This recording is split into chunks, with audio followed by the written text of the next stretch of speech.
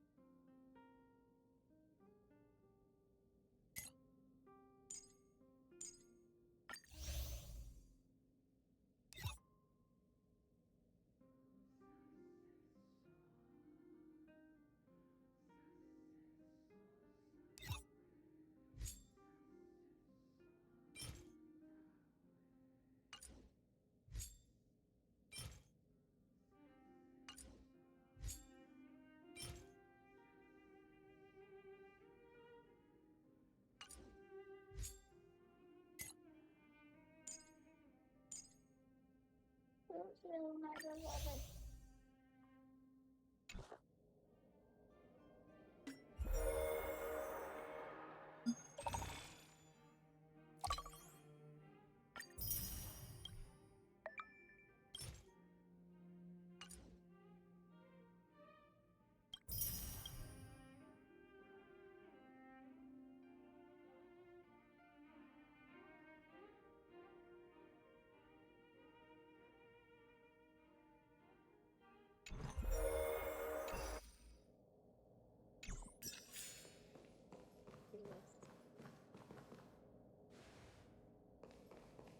Welcome back. I appreciate your help more than I can express. It couldn't have been easy running all over the city. That's what friends are for, Branya. You don't sound like yourself. Is something wrong?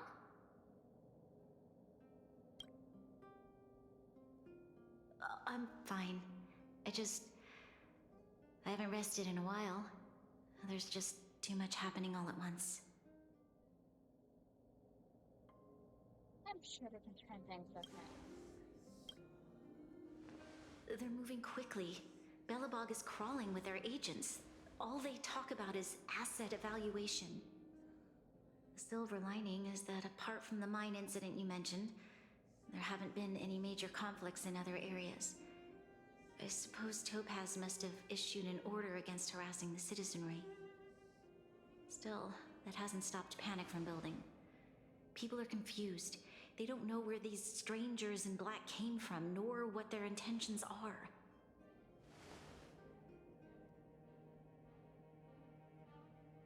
Did you manage to get in touch with Topaz again? We're curious to know what solution she has in mind. That's the reason I asked for you to come here. I need your advice. Look.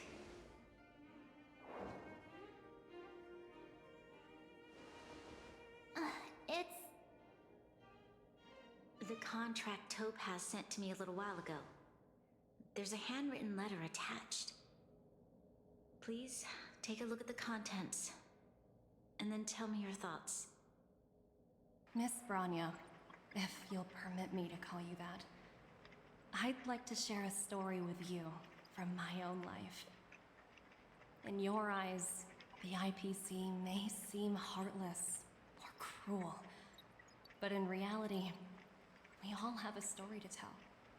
As for myself, I was born on a small, unremarkable planet at the edge of the galaxy, a place whose name is known only to the native inhabitants.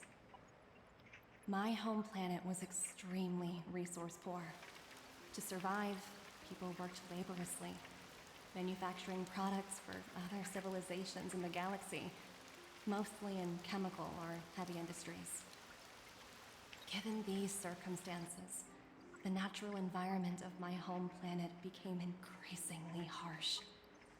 I don't recall the exact moment when it happened, but people started wearing respirators just to walk down the street. All you could hear were the wheezing coughs of the people, day and night. My home was facing its demise. The relatively wealthy chose interstellar migration and started anew. The majority who stayed could only struggle on amidst sewage, acid rain, and dust, waiting for the end. Finally, one fateful day, the IPC arrived on my home planet. They had the technology to repair our planet's damaged environment. In return for their help, they asked for just one thing: that all inhabitants sign a contract which would make them employees of the IPC. 2 years after signing the contract, the dark clouds and haze disappeared, and people began to take off their masks. After 3 years, vegetation and trees began to grow and thrive again. After 5 years, many animals, previously on the brink of extinction, reappeared. When I was finally old enough, I officially became a member of the Strategic Investment Department. I witnessed the changes that took place on my home world, and was determined to bring the same changes to many other worlds in the galaxy that were experiencing the same plight. I am writing to you, Miss Branya, with the genuine desire to express something important. I know freedom is precious to people, but in reality, there are things of much greater value, such as survival. How many generations of Belabogians will it take to embrace the stars again without assistance? Who can guarantee that every future Guardian will be as prudent and enlightened as you? How can you guarantee that a disaster such as the Stellaron crisis will not descend upon Belobog yet again? I have already negotiated the best possible deal for you. Once you sign this contract, all of Belobog's debts will be forgiven. In addition, the IPC will set up a special team to support the reconstruction of Eurilo 6. I can understand that for you, this is an extremely difficult decision, because you, and you alone, will bear the fate of all Belabogians. But because of this, I believe that you will make the right decision. A decision that will truly benefit your people. Her words do sound quite sincere. What do you make of it?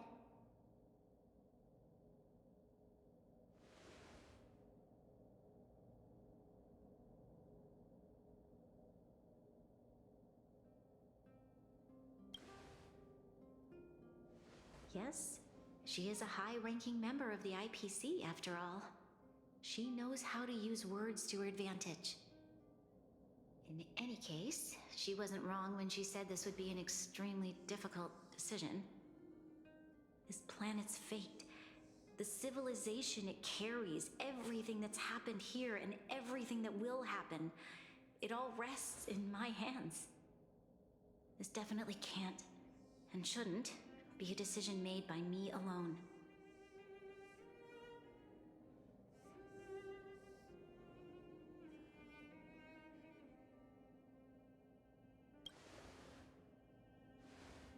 That thought has crossed my mind, and it comforts me to hear you say that.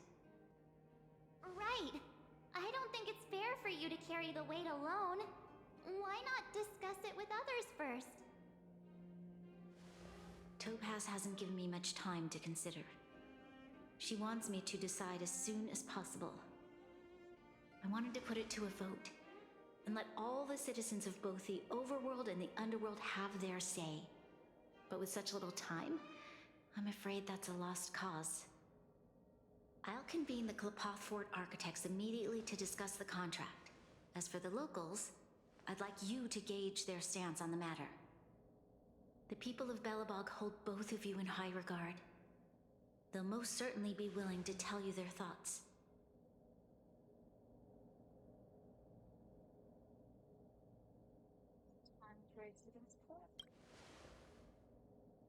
Yes, we need to move fast.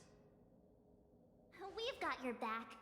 We failed to convince Topaz, but this should be a piece of cake. Thank you, March. I'll assemble the ministers. Let's meet up here again later. All right. If we want to make an informed decision, we need to hear from both the overworld and the underworld, right? Let's start with the overworld.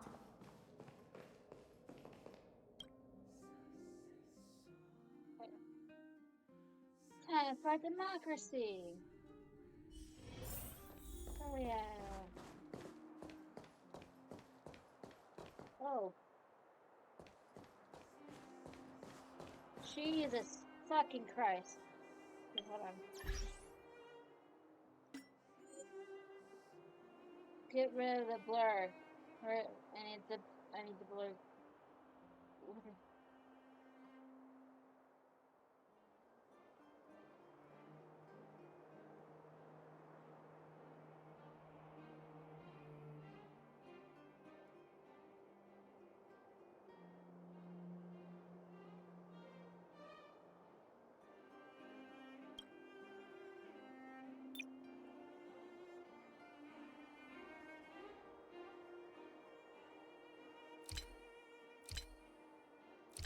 There has to be something here that can get rid of the fucking blur.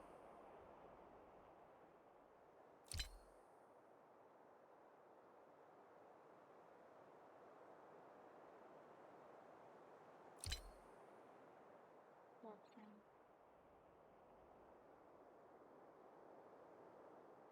Give me a card.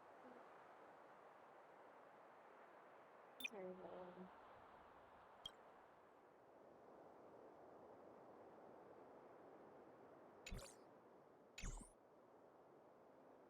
Oh.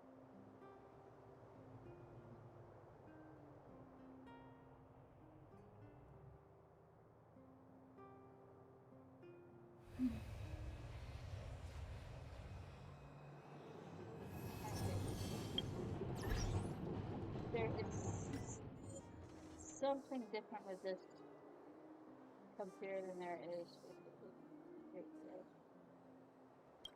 I might be.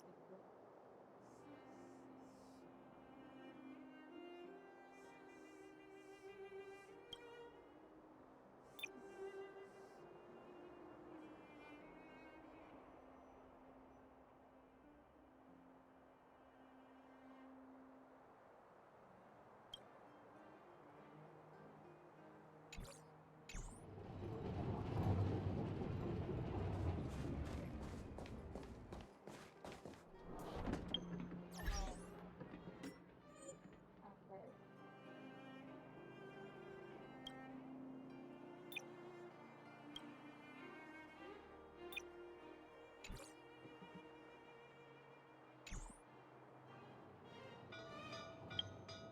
Better. That's easier.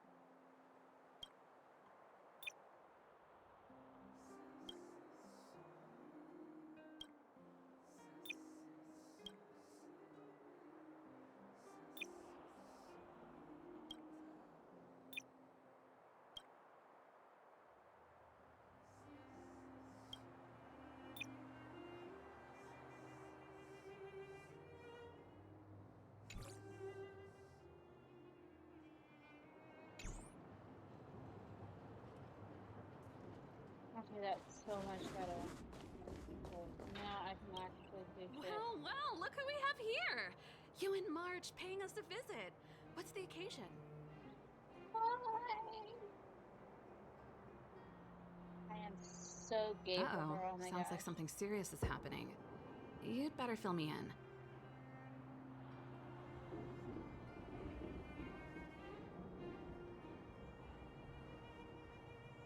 What? How is that possible? I need a moment to wrap my head around this. Serval, we're racing against the clock. No time for head wrapping. It's okay. I've thought it through. If it were up to me, I'd sign the contract. What? Hold on, are you serious? I thought you'd be against it for sure.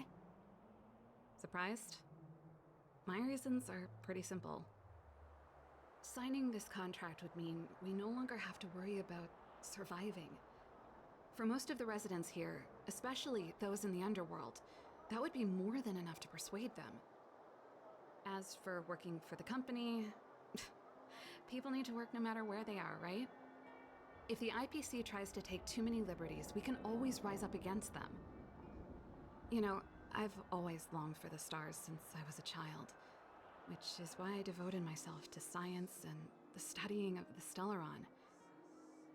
If someone told me that I could do whatever research I wanted with only a small price to pay, I probably wouldn't hesitate. I see. I suppose that makes sense. Thanks for your input. I'll make a note of your opinion.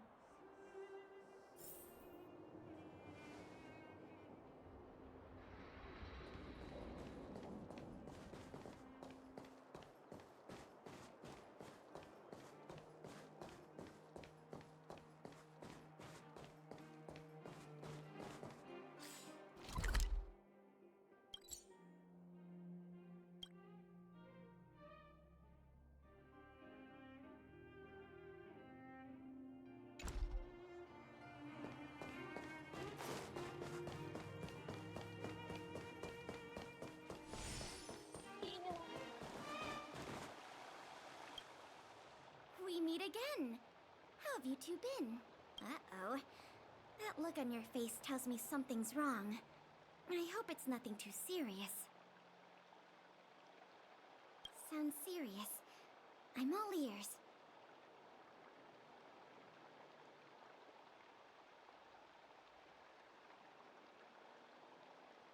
Really? You better not be making things up. I wish it were made up. Unfortunately, it's all true. We don't have much time, Kayla. Branya wants to get everyone's opinion. Wait, you're telling me I have to make this huge decision on the spot? At least give me a few seconds to think it over. Okay, I think I've got it. If it were up to me, I'd probably agree to the IPC's conditions. Huh. Okay.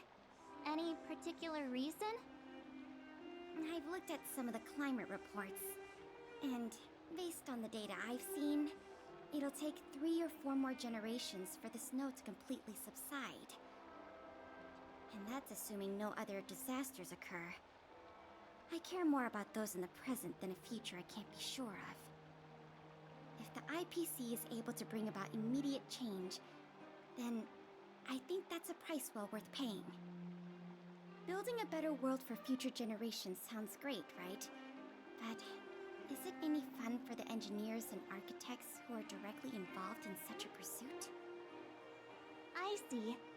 So, compared to a distant and uncertain future, what you really care about is making sure the people around you have a good life. Thanks for your input. I'll make a note of your opinion.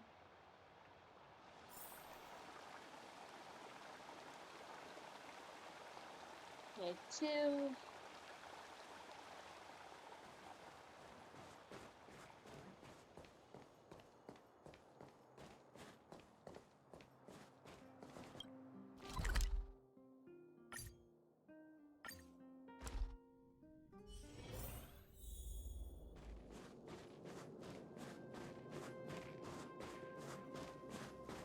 Okay, Mr. Vanilla, what's your opinion? What's wrong?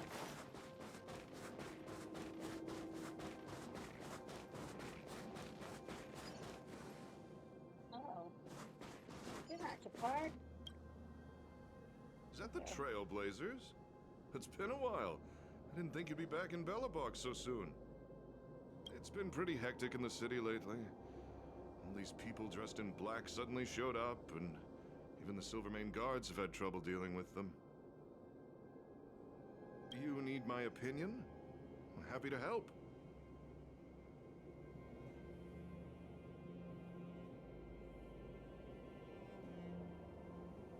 So that's who they are. It's worse than I imagined. The Madam Guardian must be under a lot of pressure. Is there really nothing we can do to assist her? We're here to gather everyone's opinion on the matter. I know this is a little sudden, but we're running out of time. What's your take? Why, I'd refuse the contract, of course. There is no room for compromise. Just look at them. Arrogant, stomping around here as if they own the place. How can such people be trusted? Who's to say they won't breach the contract? Faced with this sort of coercion, we must resist them with all our might. Surrendering is not an option. You must warn the Madam Guardian not to allow herself to fall into their trap. A soldier's perspective is always valuable, Dun. Thanks for your input. I'll make a note of your opinion. It's gonna be 3 for 3, isn't it? Did we miss anyone in the overworld? I think we asked just about everyone we needed to. From what I've gathered, it seems like most people in the overworld are leaning towards signing the IPC's contract. We'd better hurry to the underworld and see what Natasha and Zila make of it all.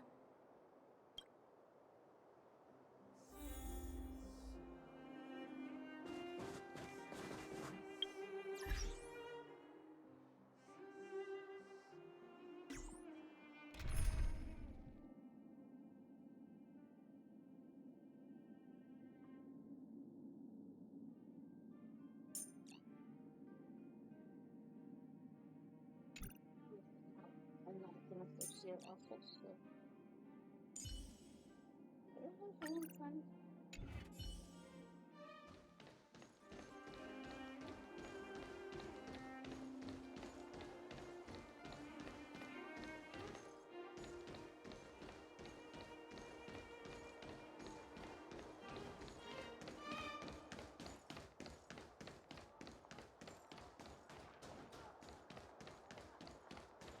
So, this friend... Trash can. Yay!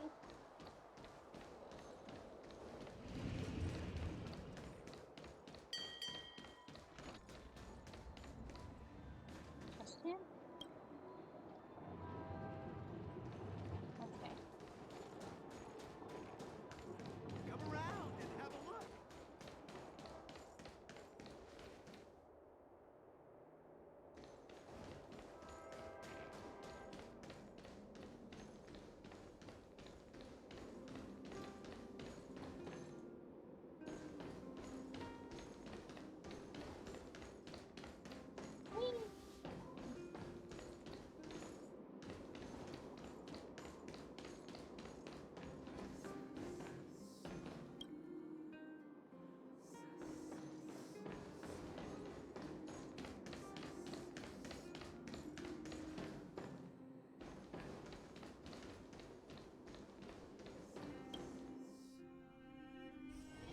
You know, I'm most jealous of people who have houses to live in. No.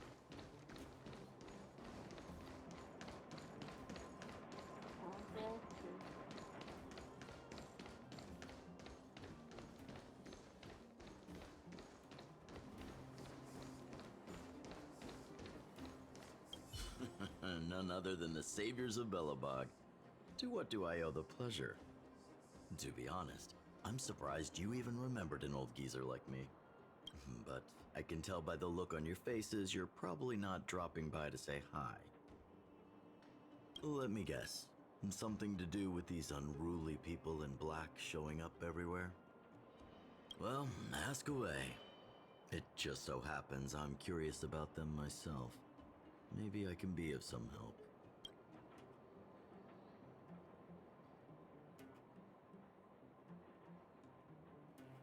I see. That's a tricky situation, all right. A lot for anyone to handle, let alone someone as young as Lady Bronya. Mr. Oleg, out of all the people we know in Belobog, you have the most life experience. What do you think we should do? Want to hear the truth? I'm afraid great ambitions and lofty plans no longer hold much appeal for an old-timer like me. If this IPC does indeed possess the magical power to restore Belobog back to its former self overnight, then I think the answer is clear. Have you considered the opposite? What about if we refuse? The reconstruction plan already sounds like an endless endeavor. And with the added burden of a massive debt, well, is that something we can manage on our own? What worries me the most is how Lady Bronya will handle the backlash from her people.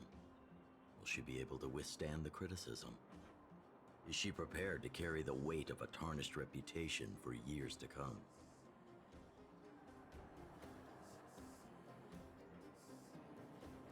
I think so too, but could you imagine having to hear names? Like the traitorous ruler for the rest of your life? Thank you for your thoughts, Mr. Oleg. Another vote for the 4 pile.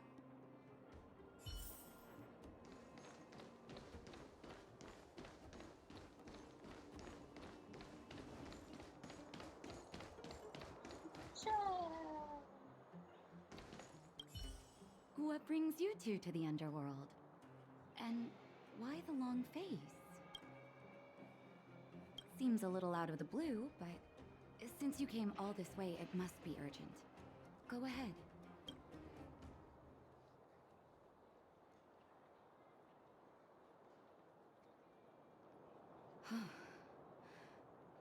That is a lot of information to take in. Sorry, both of you. I know you're in a hurry, but I need a moment to think.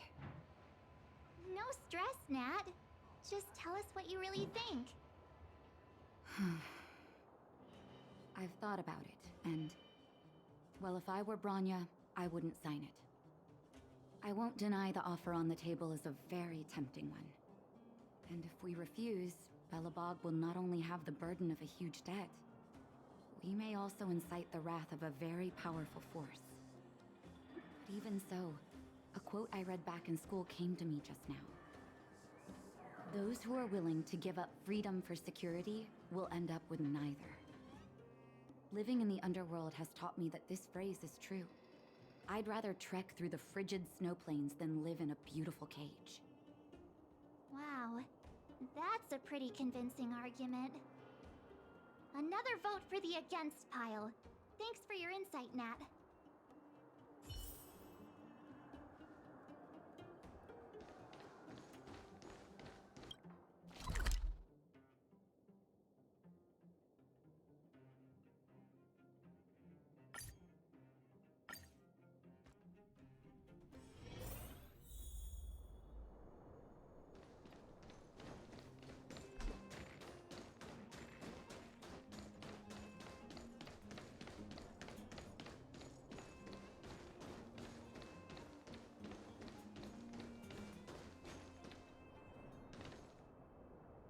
Sarah, why are you doing that by yourself? Miss March, big sister, what brings you to the underworld?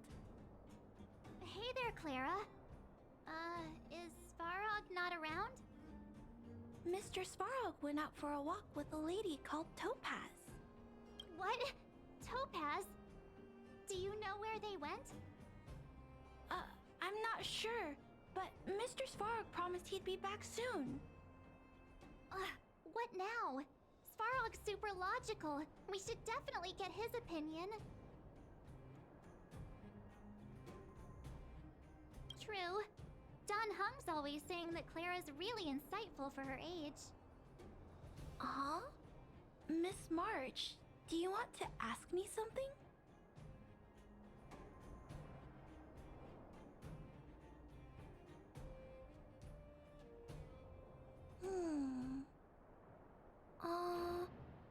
That's complicated. I don't know what to say. It's all right, Clara. No pressure. Just tell us how you feel about it.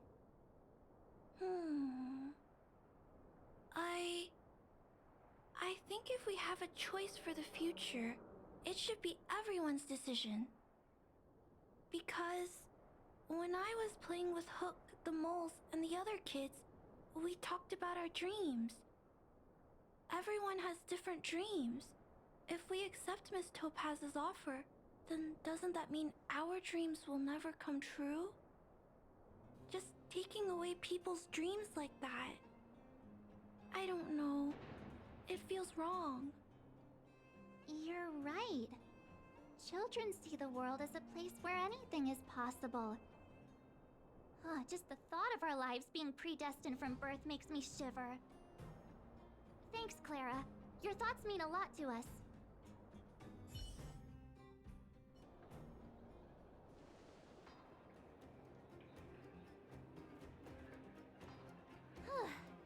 All that running around has worn me out. So, the final conclusion is... the votes are completely even. I don't know what to do. Both sides have really compelling arguments.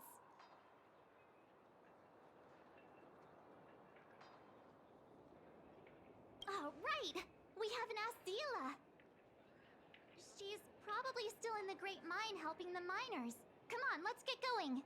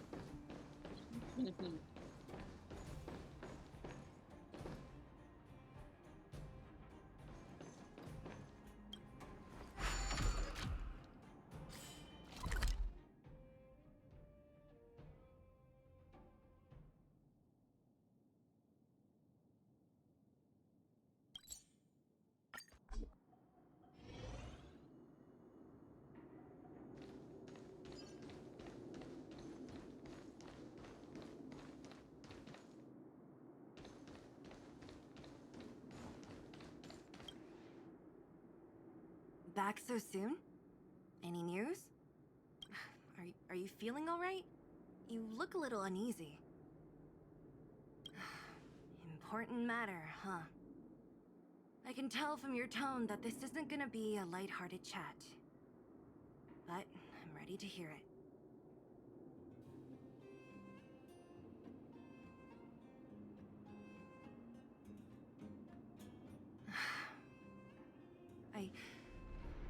I think I get it. At first, I thought it was just a few IPC ruffians overstepping their boundaries. Yeah, you didn't think the future of Belobog was at stake, right? Right. I need a little time to process this. As it stands, the votes are even. Your opinion will make all the difference. In that case, I abstain. What?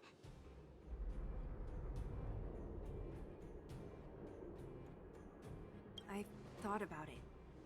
This responsibility rests on Bronya's shoulders, not mine. No matter the choice she makes, she has far greater foresight than I do. She can see the bigger picture more clearly than I can. The vote is tied. If I were to give you my view, it would tip the scales and possibly impact her final choice. I'll respect whatever decision she makes, but it's not my place to make it for her. Understood, Zila. This is a difficult decision to make, and everyone feels differently about it. It's times like these that a leader must stand up and do what's needed. Right. It's Bronya's decision. She knows what's at stake. She won't run away from her duty. I trust her wholeheartedly. If she asks you, just let her know my reasoning. She'll understand. Well, it's all in Bronya's hands now. She has to make the final call.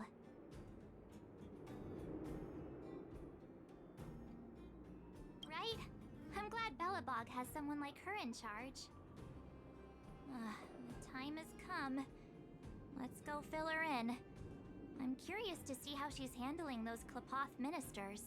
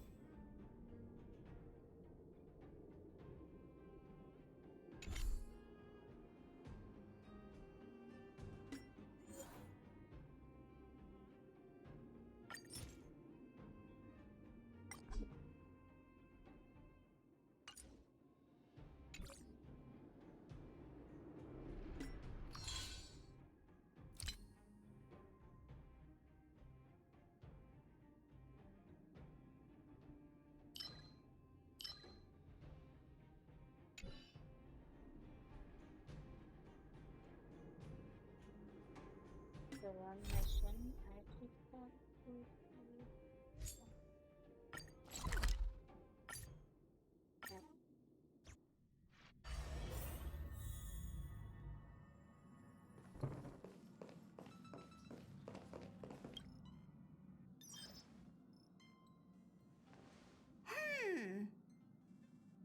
Phew. What's up, Pom Pom? Just got a message from the Xianzhou La Fu. Looks like it'll conflict with our original schedule.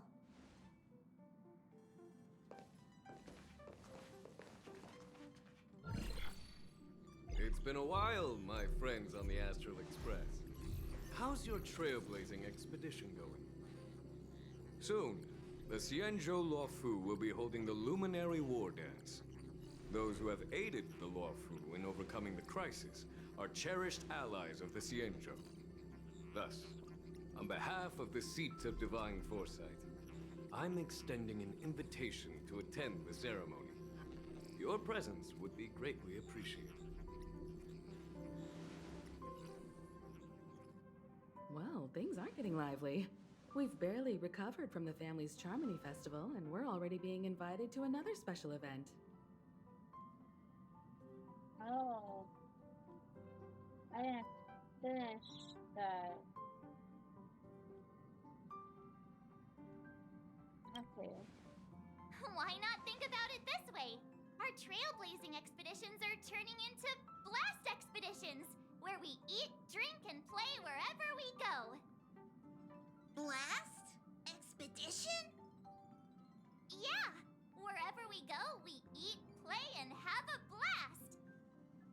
So we should leave March behind to take care of the Express? Hey! That's not what I meant! I'm all for some fun. I crashers, like Friday or Saturday. The Xianzhou Luofu has recently overcome a crisis. By holding the war dance, they're demonstrating to everyone that they've returned to a state of peace and safety. But that's what everyone said before we went to Penacony. You'll be totally safe under the family's protection.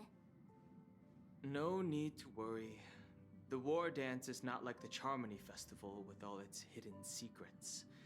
It's just a festival to honor the Rainbow Arbiter and the Cloud Knights, who fought against the abominations of abundance and protected the Xianzhou ships. Aside from star skiff performances, it's mostly martial contests. Nothing too different from the Taiki and Roboball contest we've seen before. What do you think, Himiko? Since we've accepted Miss Black Swan's proposal, we should probably head to Amphorius for refueling. There's certainly no rush. This trailblazing expedition is quite unique, and the Express needs to be fully stocked and prepared before moving on to the next stop. With Madame Herta's help, I was planning to deliver some Leviathan fossils from Kalinga Abyss to Ron May, member 81 of the Genius Society. It could earn us some favors before we set off. However, it may take a few weeks. So that means we're not going to the Luofu. Being an adult means maintaining relationships, whether we like it or not, Marge. Since we've been invited, it's only right for the Astral Express to attend the ceremony. So here's the plan. Pom Pom will take everyone to the Xianzhou Luofu. Mr. Yang and I will meet up with Ron May and fulfill our promise. Meanwhile, you, Marge, and Don Hung will represent the Express and attend the war dance. What do you two think? Wonderful. I don't hear any objections. Now that everyone's on board with the plan, it's time to work to the Xianzhou Luofu.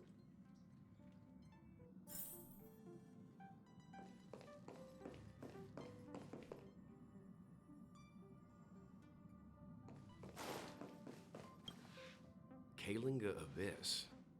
What does she expect to find there? Current research on the Leviathan merely proves how little we know about such life forms. That's why geniuses are interested in that field. Science is all about uncovering the unknown.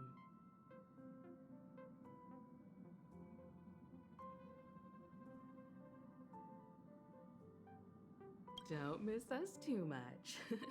If I stumble upon some cool Leviathan fossils, I'll bring a few back as souvenirs for you.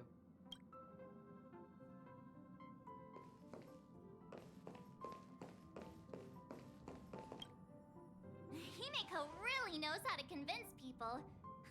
Between Leviathan fossils and the war dance, the latter definitely sounds more fun. By the way, Don Hung, this time you'll be taking a stroll with us on the Luofu, right? Just let you two wander around aimlessly on the Luofu by yourselves? I don't think so. Plus, Mr. Yang is right. The Ambrosial Arbor crisis just ended, and both the long life and short life species are still feeling uneasy. And that's why Jing Yuan wants to organize the war dance, to show that the Xianzhou Luofu is stable and safe. And since he has extended an invitation, it's only right that I visit my old friend.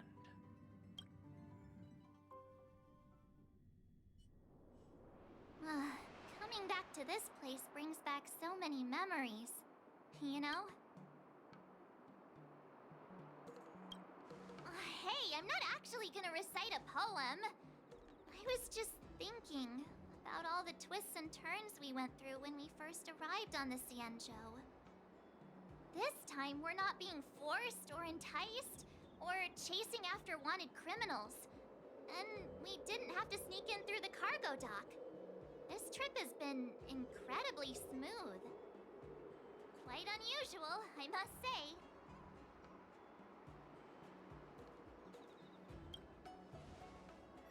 I agree.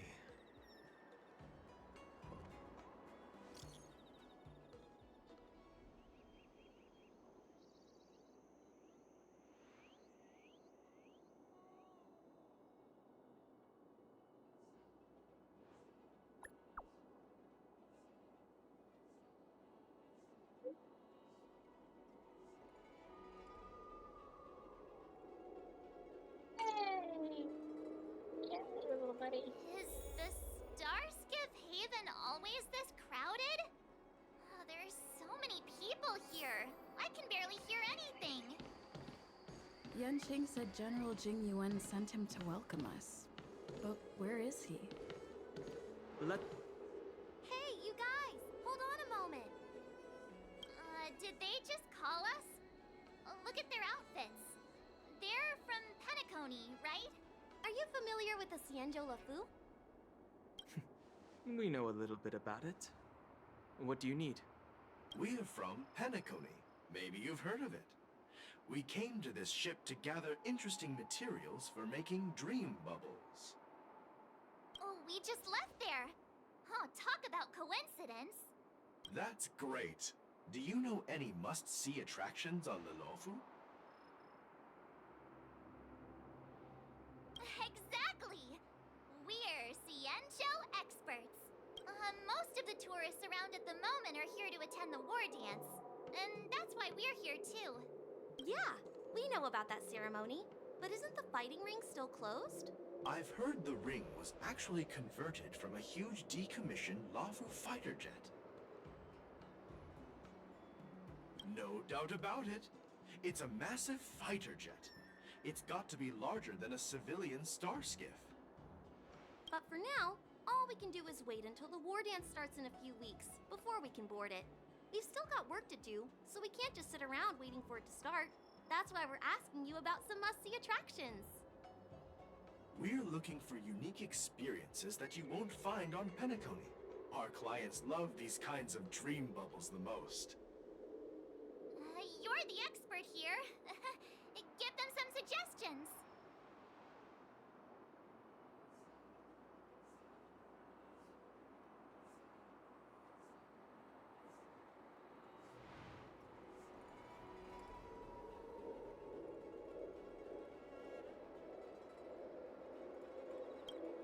Oh yeah! Fixed-roll garden! It's famous for supernatural stuff. With those mischievous heliobi floating around. It's pretty fascinating. Supernatural? I don't really like scary things, but our clients will love it. Ooh, it does sound interesting. Let's go check out Fixed Troll Garden. Maybe we'll bump into each other there. Look, Yanqing's here. Really? Let's go catch up with him.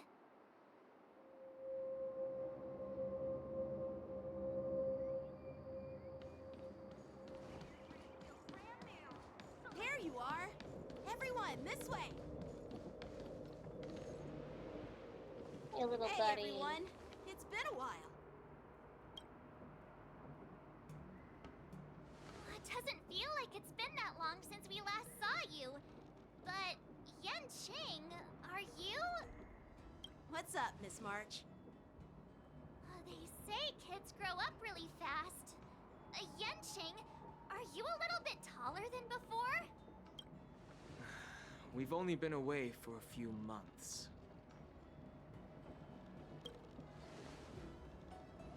Long time no see. It's been a while. Oh, you've come along too, Mr. Danheng.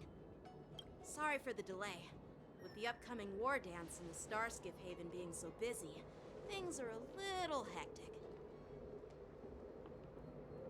Seriously, I've never seen the Luofu so lively before. I was a bit worried that holding the war dance right after the Ambrosial Arbor crisis might be too soon.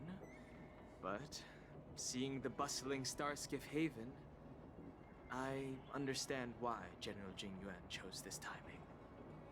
Yep. There's people from other delves and travelers like you three who've come from afar. With the war dance coming up, there's a huge number of visitors pouring into the Starskiff Haven. The Cloud Knights are working hard to keep the security tight. The General said this ceremony would help the Xianzhou Luofu recover from the crisis. It's a way to showcase our martial spirit, reassure people, boost morale, and attract visitors from other planets to promote trade and peace. By the way, the Xianzhou Alliance places great importance on this ceremony too. The Xianzhou ships, the Zhuming and the Yaoqing, have both sent messengers to offer their blessings.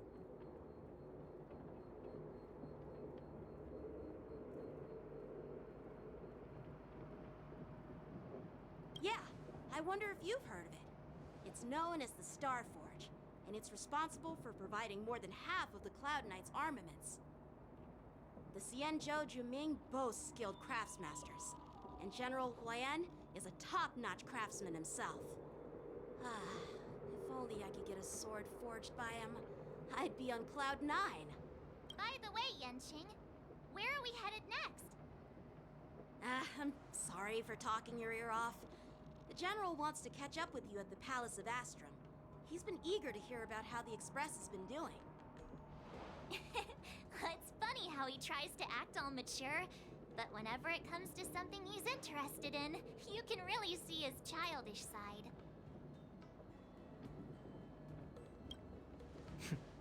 I agree.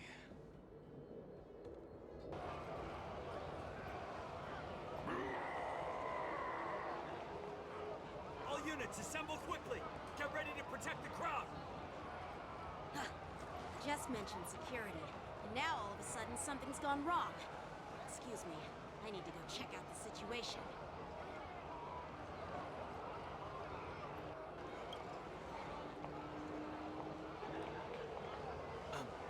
We'll go with you.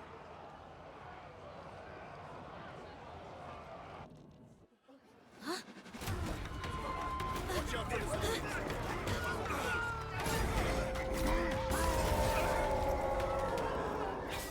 Protect the civilians. I'll deal with him.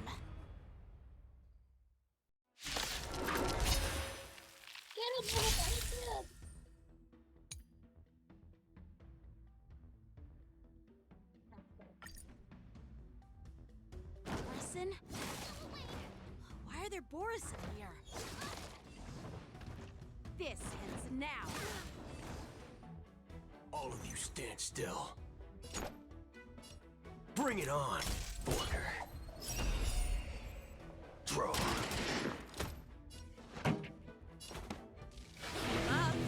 My tempo! You have the worst luck running into...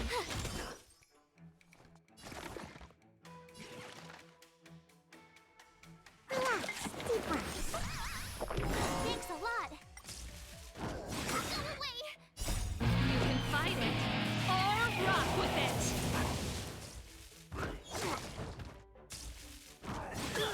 Gotta stop the bleeding. Keep up! Here!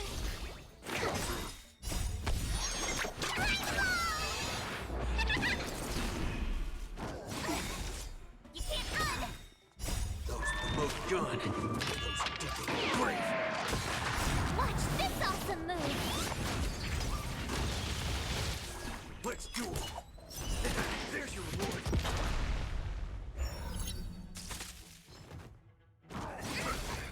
Try that again!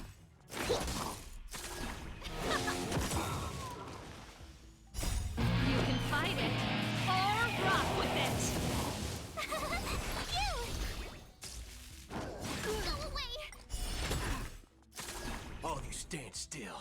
Let's duel. Fair and square. Fire.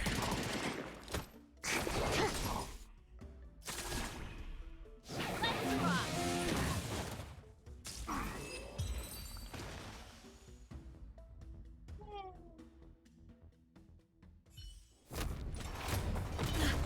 Not good.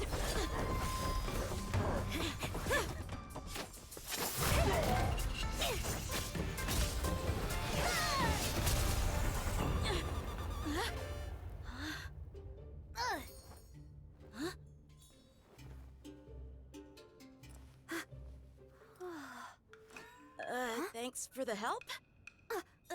Sorry, no time to chat. Could you give me back my...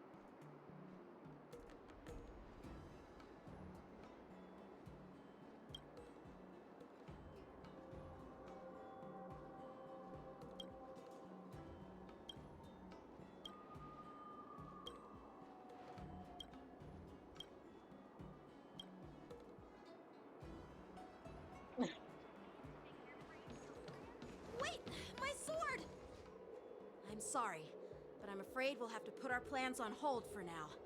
I need to find out what's going on.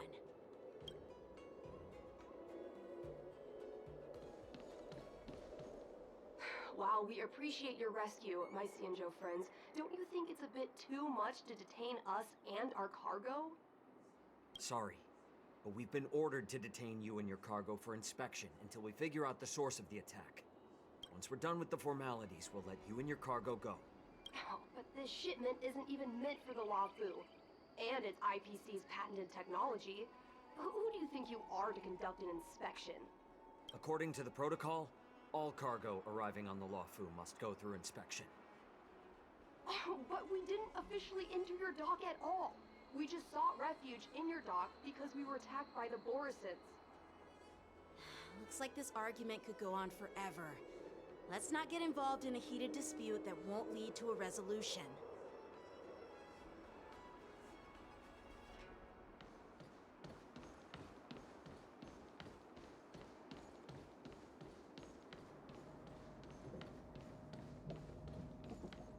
Who's in charge here? I need some answers. It's my fault. We let our guard down for a moment.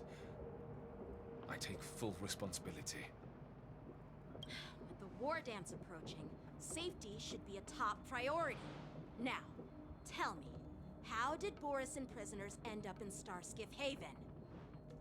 According to the protocol, Borisin prisoners should be held on a starskiff and taken directly to the shackling prison under strict supervision without ever touching the ground. Who allowed a prisoner transport ship to dock at the passenger terminal? Please don't blame this, Captain. This incident involves the Ming's diplomatic vessel. Who are you? I'm Liu Jun, an officer of the Patrol Defense Squad. Thank you for your help, Lieutenant Yanqing. The situation unfolded rapidly, and it shouldn't be held against the captain. Here's what happened. An IPC transport ship was attacked by the Borisin just before arriving, and the Ming's diplomatic vessel came to the rescue. They fought off the Borisin pirates and imprisoned them on their ship. So, an IPC ship was attacked by the Borisin near the Luofu, and the Ming envoys saved them? This sounds complicated. Honestly, it gives me a headache too. The Ming diplomatic ship, adhering to standard procedure, docked at the passenger terminal to hand these criminals over to the Luofu. You know, with all the outsiders flooding onto the Luofu, the Starskiff lanes are under immense pressure. The Borisin desperados decided to put up a fight before the prisoner transport Starskiff could get there. And that's what you just witnessed. We'll make sure these prisoners are sent to the shackling prison as soon as possible. I see. It's an unusual situation indeed. I'll report it to the security department of the Realm Keeping Commission and ask for their cooperation in handling the aftermath. Maybe I should gather more details from others so that the Seat of Divine Foresight can have a better understanding of the situation.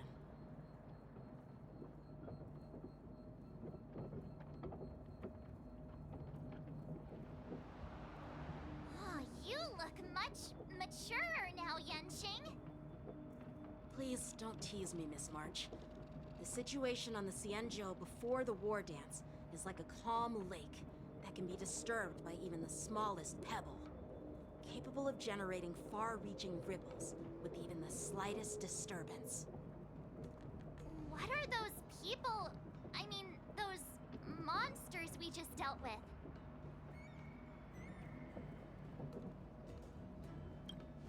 Yeah, those werewolf monsters are known as Borisin.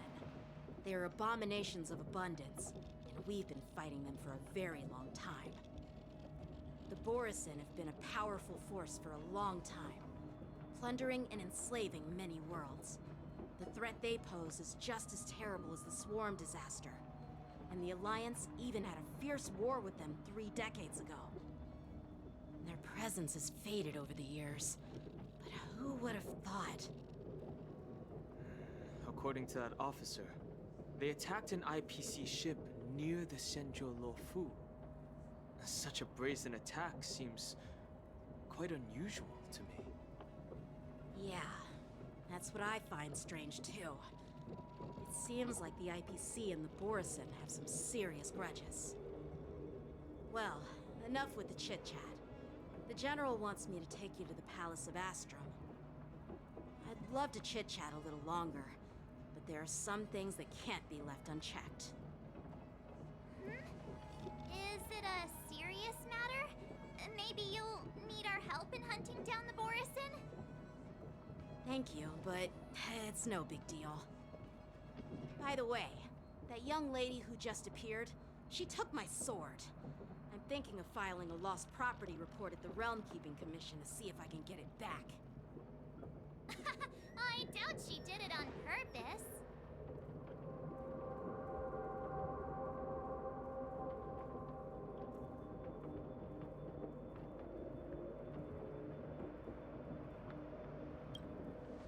Perhaps she's around here somewhere. Shouldn't we take a look? All right, let's not keep the General waiting. Don't worry. There aren't many people out there with that kind of talent. It shouldn't be too hard to find her.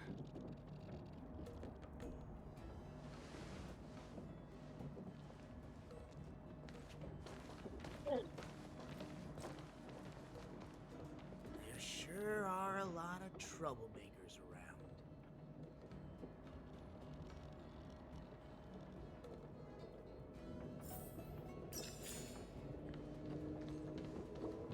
Success and failure.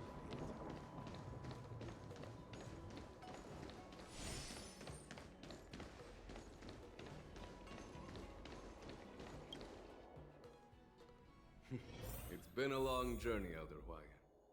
Thank you for your presence. Don't mention it. Thank you for taking the time to welcome me.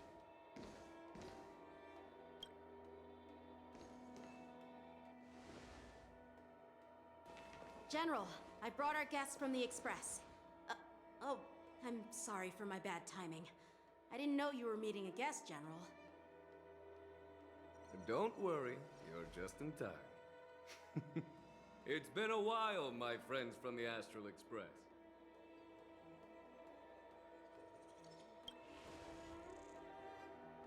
All is well when you have friends coming from afar. Allow me to introduce you to General Hwayan. He's the Arbiter General of the Xianzhou Zhuming, known as the Flaming Heart. No need to be so formal. I'm just a tourist here, no different from other tourists who've come to attend the ceremony. Elder Hwayan is not only one of the Arbiter Generals, but also the Furnace Master of the Artisanship Commission. Besides his martial skills, he excels in forging various weapons. Such talents are unique, even among the Arbiter Generals. Be it Arbiter General or Furnace Master, these are merely titles given to me long ago.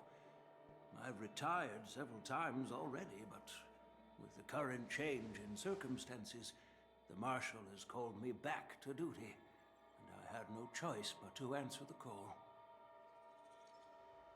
Well, in the end, I'm to blame.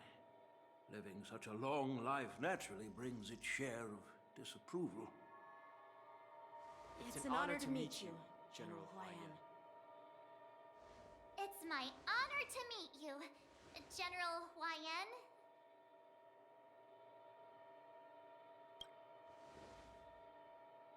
No need to be all formal. Today I'm just a guest on the Lawfu, the same as all of you. So, these three are the ones you mentioned, Jingyuin? The heroes who helped you with the Ambrosial Arbor crisis?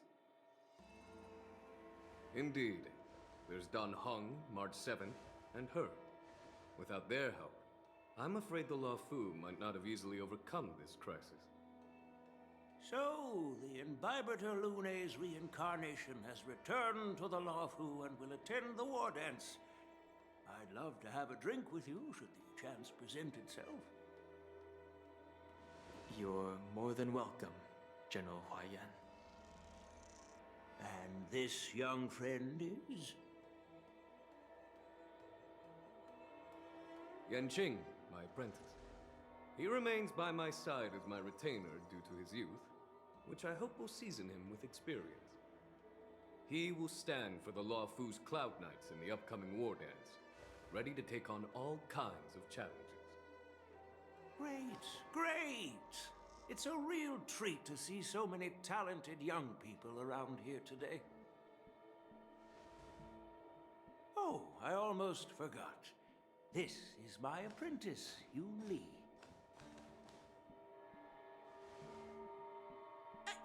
It's you! Oh, it's you. Hello. Oh, you two already know each other? Guess we don't need any introductions then. What a coincidence! I was afraid I'd have trouble finding this girl. Oh? Now you've piqued my curiosity. Tell me, how did you two become acquainted? She helped me capture the escaped Borison prisoners at the Starskiff Haven. Allow me to express my gratitude for you. But when you left, you took my flying sword with you. Your flying sword? Oh, so that's why I found a dagger in my bag. Turns out it's yours. Yes, it is. Now that we've met again, I hope... Nope, that won't do. Won't do? You want your sword back, right? Well, you can't just take it back. On the Juming, when you lose your sword on the battlefield, you have to reclaim it on the battlefield. As for this little sword, it was supposed to strike that escaped Borison prisoner. But unfortunately, its owner's agitated state caused it to fly off like a kite with a broken string, and it missed its target. By the way, if I hadn't caught it and helped it hit its mark, that Borison prisoner would have gotten away. Hold on a sec, Yoon Lee. You took my sword without even asking, and now you're refusing to give it back? So much for Lafu's sword masters. What did you just say? If you just stepped up and took your sword back from me fair and square, I would have totally respected you. But nope, you tried to play it down, expecting me to just hand it back to you like it's nothing. In front of everyone. With all due respect, you don't honor your sword, so you don't deserve it.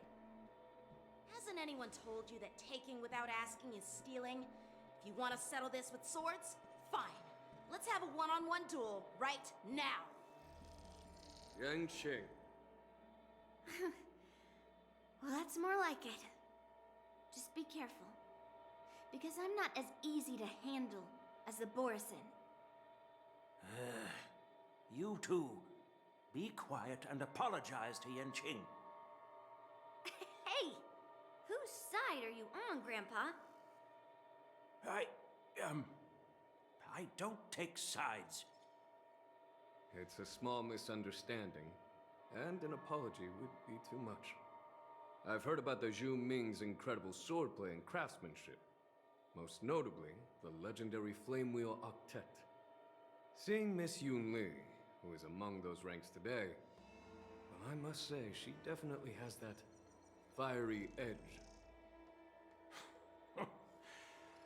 Such grandiose names. Some folks love to spin these fancy titles, trying to set the Cloud Knights apart. Yoon Lee is still just a young girl, a bit awkward and hot-tempered. So please forgive her if she's being rude. Well, everyone, Elder Huayan and I have some business to discuss. For now, Yanqing, why don't you entertain our guests and take Miss Yoon Lee to the inn? I'll find another chance to talk with you all. I'd like to express my gratitude to the Astral Express for helping the Law Fu during the crisis. That's so kind of you. I mean, you've already thanked us so many times. Please forgive me for coming at an inconvenient time. You needn't apologize, General Huayan. All right, Yoon Lee. Take this opportunity to clear things up with Yanqing. Yeah. It's better to make friends than enemies. But I won't be heading to the inn just yet. I want to visit Lingsha. She just arrived in the Luofu and could use some help settling in. Yanqing, once you've helped our guests get settled, go to the Artisanship Commission for me. I've heard about the attack and the detainment of the IPC ship. Qingzu sent word that the IPC members are protesting and wish to have their cargo back. See if you can calm them down. Don't get aggressive. Just make it clear that the Xianzhou Luofu has no intention of violating their rights.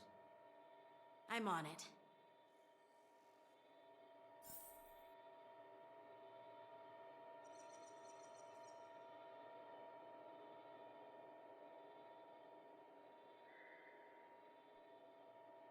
Let's see. I'm sorry for Yanqing's rudeness. Not at all. Taunted by Yun Li like that, even a training dummy would be angry. You've taught your apprentice well. If it were me in my younger days, I'm afraid I'd have drawn my sword and fought. Yanqing can understand your concerns. On the other hand, Yun Li is still a naive girl who's only interested in swordplay. Honestly, I brought her here to participate in the war dance because I want to broaden her horizons.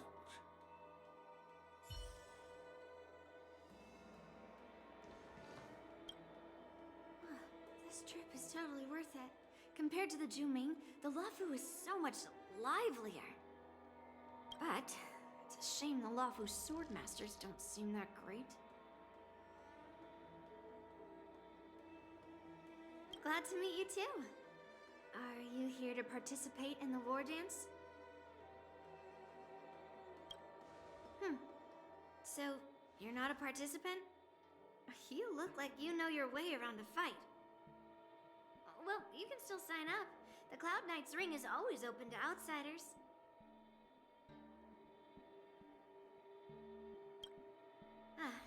That's how outsiders refer to my peers in the Juming Cloud Knights and the Artisanship Commission. We all train under Grandpa's guidance, learning the art of craftsmanship and swordplay. That's how we got that title, I guess. Just don't mention it in front of Grandpa. He always says that empty titles bring pointless challenges and conflicts. We Juming swordmasters pride ourselves on the success of the group over the individual.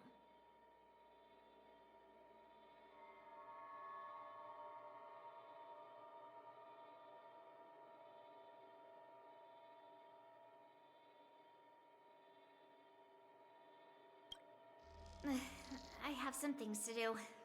Besides, little Yanqing doesn't seem too happy about me tagging along.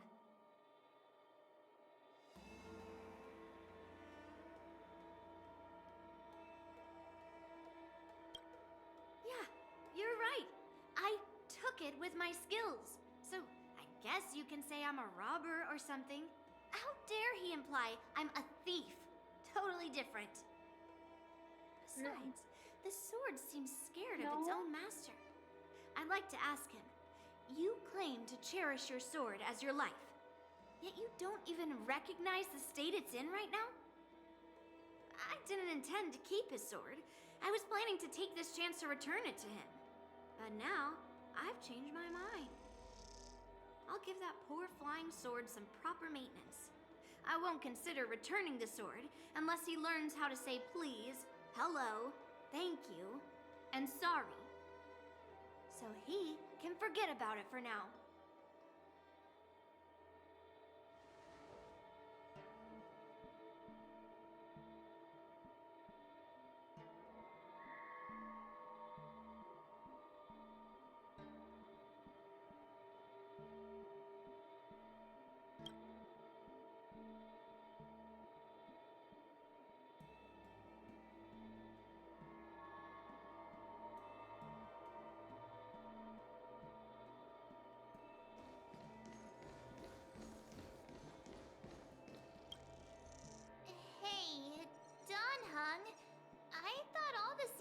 generals were like Jing Yuan.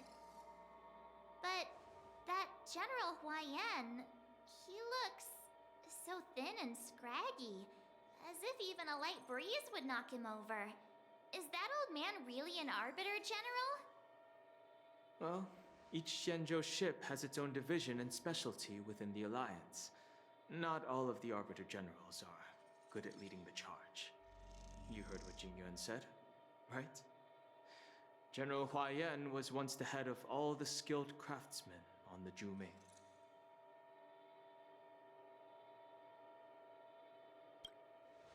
Don't you find it strange? Do Xianzhou people age? I rarely see any old people on the Xianzhou ship. And when I do, they're usually travelers. But General Huaiyan looks like an ordinary old grandpa. Is he really a Xianzhou general? Good question. He's right there. So why don't you ask him yourself? Nah, I'd like to live a little longer. We should leave. General Jing Yuan asked Yan Qing to entertain us, so obviously, he has important matters to discuss. Let's not waste any time here.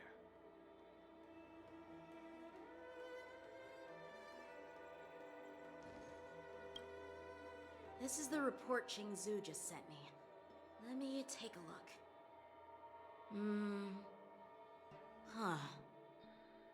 Looks like the General has given me a tough challenge. He wants me to try and help put the IPC's mind at ease.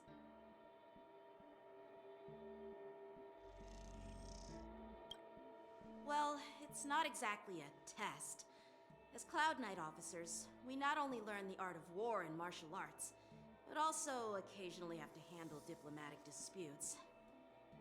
It's just, you know, talking things out isn't as straightforward as duking it out with weapons on the battlefield. This is especially true when you're up against the IPC, with their non-stop corporate babble. Well, let's not worry about that for now. Shall I take you to the inn? Sure.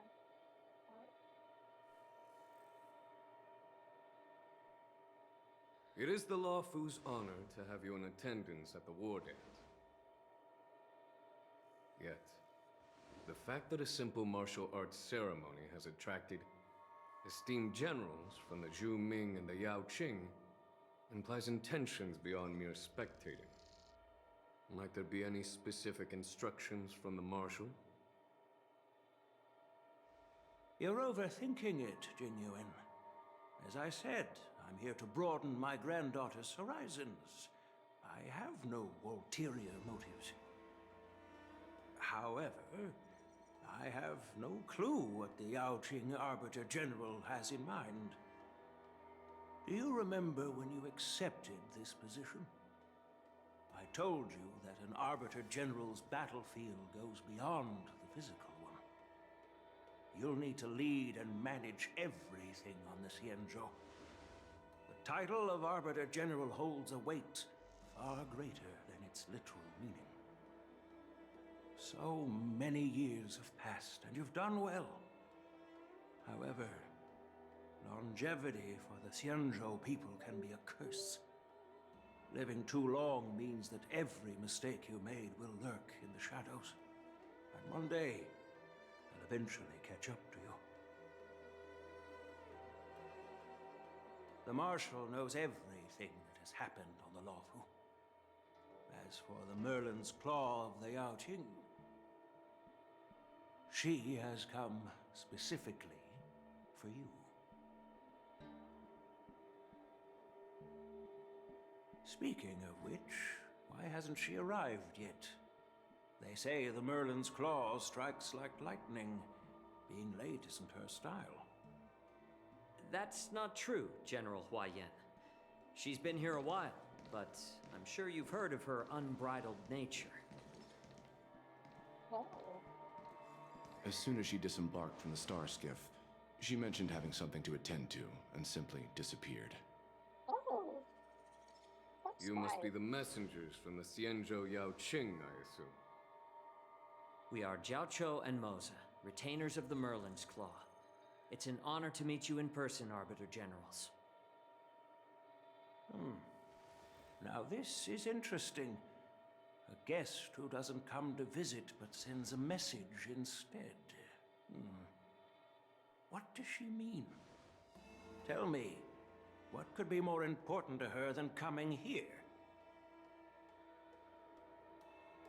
Master heard about a spectacular view in Scale Gorge Waterscape. I believe she went there to enjoy it. A spectacular view? Ha! Did you hear that, Jingyuan? This person is being sarcastic. Please do not misunderstand me, General Huaiyan. I was simply stating the truth. Master thought it would be inappropriate to keep you waiting, so she sent us here. Once she's finished with admiring the scenery, she'll personally come and apologize to the both of you.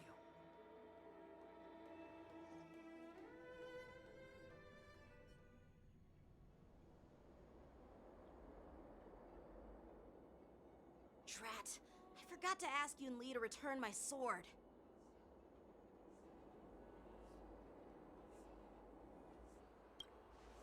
No need to bother. The Juming envoys won't be leaving the Luofu anytime soon. I'll ask for it later when we meet again. By the way, I don't know if it's just me, but the general seemed a little reserved. Could it be because of Elder Huaiyan's visit? Reserved? Really? Maybe I'm just overthinking things. No, you're not. When I entered the Palace of Astrum, I realized that the messenger from the Xianzhou Juming was actually the Arbiter General himself. So, the messenger from the Xianzhou Yaoqing must be the Merlin's Claw herself, I presume. That's right. Well, that's what makes this entire thing so unusual. What's so unusual about it? They simply received an invitation from Jingyuan, just like the crew, right? The war dance is just a small festival. And now we have 2 Arbiter Generals from other Xianzhou ships here. I'm afraid they're here for something more.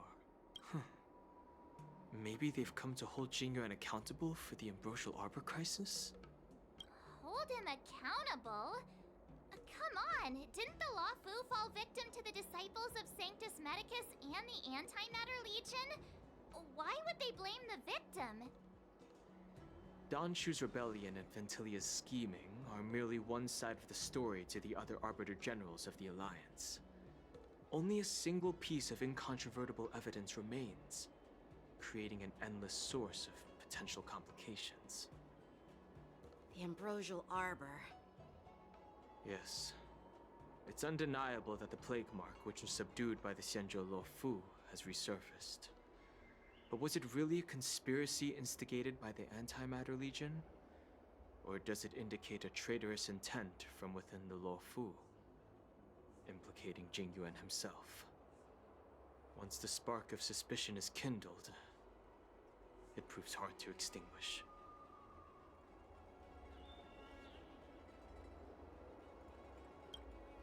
The General must have had that in mind when he invited us to attend the war dance. What was I thinking? Seriously, here I was looking forward to a carefree and enjoyable trip. But it seems wherever we go, drama is just around the corner. Aw, I was so excited. I thought those Arbiter Generals were just here to see the ceremony.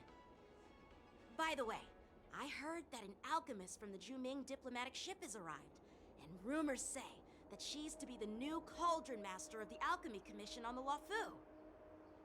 An alchemist from the Juming serving as the Cauldron Master on the Luofu? While it's not unheard of, the timing itself... Thanks to your words, Mr. Danheng. Now I finally see the underlying tensions. The General is under tremendous pressure right now, but I was completely oblivious to his troubles. How naive of me. Come on, don't think like that. Leave the adult matters to the adults. Even if you wanted to do something for the General, it's not like you can do anything. Did I say something wrong? Again? Miss March is right. I don't have the skills to share the General's burdens at the moment. Still, I'll do my best to follow his instructions. Let's go.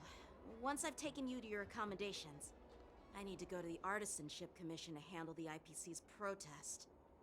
He looks like he has a lot on his mind. We can't just let him go alone. Why don't we accompany you to the Artisanship Commission? This is too much trouble. While I appreciate your kindness, dealing with the IPC's workers could be tricky. I'm afraid this will cause trouble for the Express. No worries. We're pretty experienced in dealing with the IPC. You've heard of the 10 Stone Hearts? We've dealt with quite a few of them, right? Hey, who's bragging? Anyway, this time it'll just be a few ordinary IPC workers. Surely you don't think they'll be even trickier than Aventurine, do you? Well, since you're willing to help, I won't decline your kindness. Let's head to the Artisanship Commission and meet them.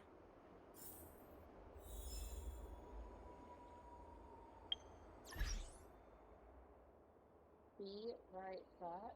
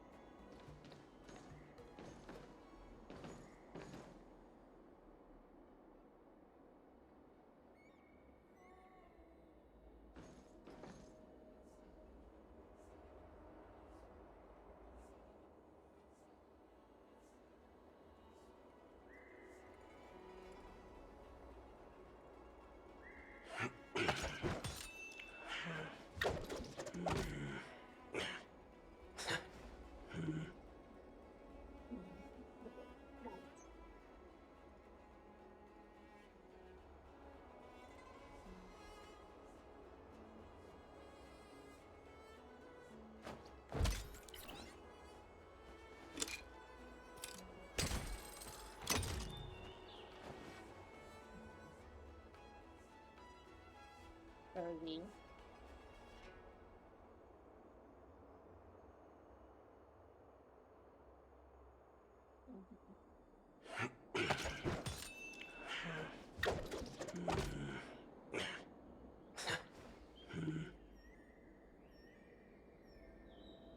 Boothill.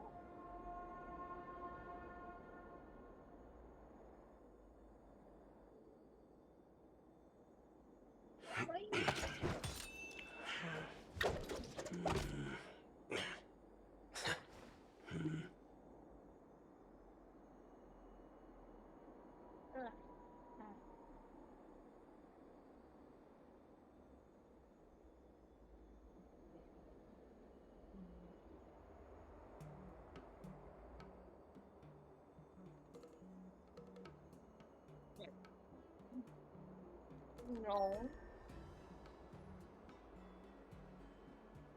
Rosie Marie?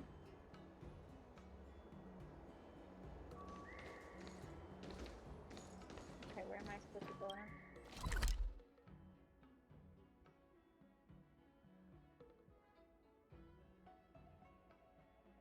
Oh.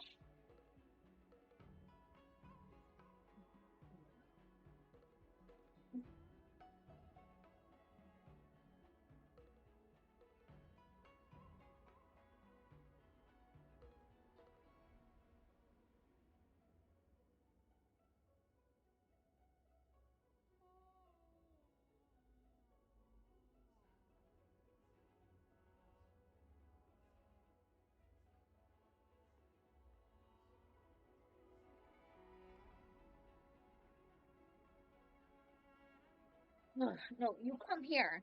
You sit. You got some food from Mimi. You can.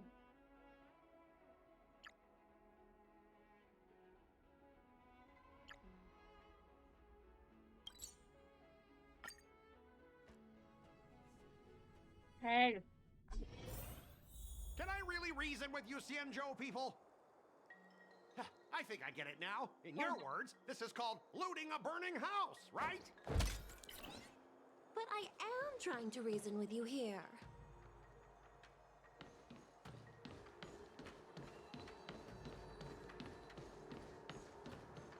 That toxic voice sounds familiar. Haven't I heard it before in Aurum Alley? You know what? This isn't my first time dealing with the Skyfaring Commission. I can handle your unreasonable ways. But straight up snatching IPC cargo, isn't that going a bit too far? Just as I've said it many times already. Once we've inspected the cargo and completed the security check, you can be on your way. Is there something wrong with your ears, or is it just your brain? I'm hearing you loud and clear. I'm thinking clear. And my answer is crystal clear. Not a chance. Keep detaining my cargo and I'll file a complaint directly with your general.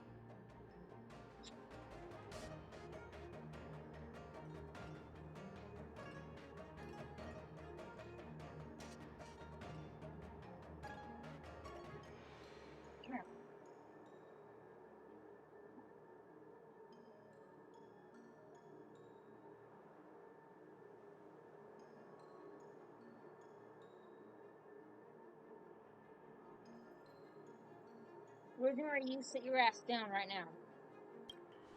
Don't think you can possibly convince me. Huh? Why are you here? You're staying on the Cienjo, are you? What terrible luck. Wherever you go, disasters aren't far behind. Aren't you the guest from the Astral Express? What brings you and Yanqing to the Artisanship Commission?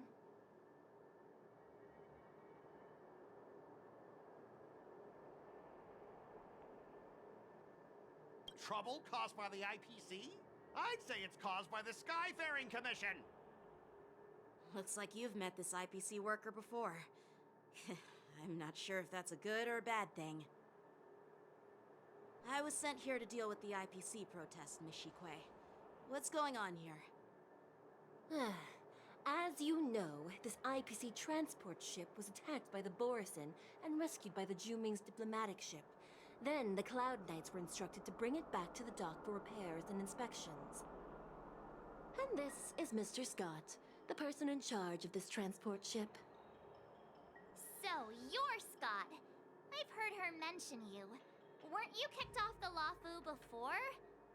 Why did you come back? Like I wanted to come back. I thought I'd just dock at the harbor for repairs and leave this forsaken place for good. Little did I know, as soon as the ship entered the harbor, a bunch of Cloud Knights showed up and snatched all our cargo from the hold. What do you mean by snatched? I've told you 1,000,000 times. It's a security check. Then why did you bring the cargo to the Artisanship Commission? You even brought in some shady craftsmen. It's obvious you're trying to steal the IPC's patented technology! Listen here. Firstly, the Skyfaring Commission detected dangerous items that could possibly be weapons in your cargo hold. That's why they called me here, to double check. Secondly, where the heck did you get the idea that I'm a shady craftsman? Even if there are dangerous items, what do they have to do with you? It's not even being shipped to the Lafu. We'll just fix the ship and be on our way. We won't unload our cargo here. But you'll have to stay in the port for several days before your ship is repaired and you can take off again. How can we just leave unchecked items sitting here? I understand, but we don't need to disassemble the cargo if it's just a security check, right? In most cases, we don't. However, our scans discovered that the cargo doesn't only contain machinery, but also some substance that resembles biological tissue. Biological tissue? Does this crate contain living things? I'm afraid we'll need to wait for the Alchemy Commission for further confirmation. In any case, according to our regulations, we need to unseal one of the crates for further examination. But this IPC specialist has been hindering us on the grounds of patent secrecy. The Alliance's regulations on biological products are very strict. Without further inspection, there is no way for the Skyfaring Commission to release the cargo. Oh, really? Fine! If anyone lays a finger on that shipment, they'll have me to deal with. It doesn't matter if it's mechanical or biological. It's none of your business. I'm filing a complaint against the Skyfaring Commission's ridiculous regulations. This Mr. Scott seems stubborn and difficult to persuade. Honestly, I really don't want to have a vicious confrontation with the IPC.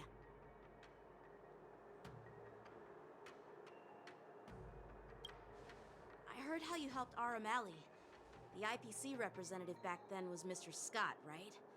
Since you've dealt with him before, it looks like I'll have to rely on you again. What are you guys whispering about over there? Just hurry up and give us back our cargo.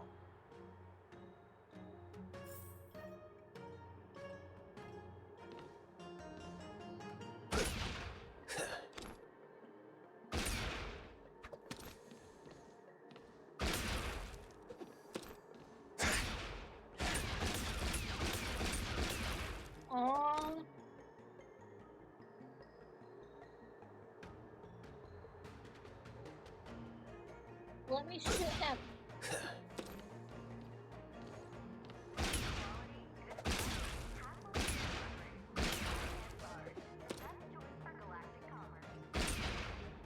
Oh, let me shoot him. getting annoying.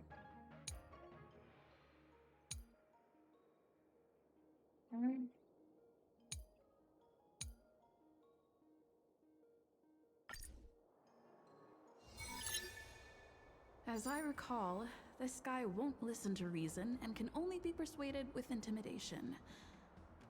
But he does seem to follow rules to some extent. Let's use that against him. Speaking of regulations, we have our own laws and regulations too. According to Article 4 of the Cienjo Alliance IPC Trade Consensus, the Alliance and IPC shall never infringe on each other's intellectual property rights.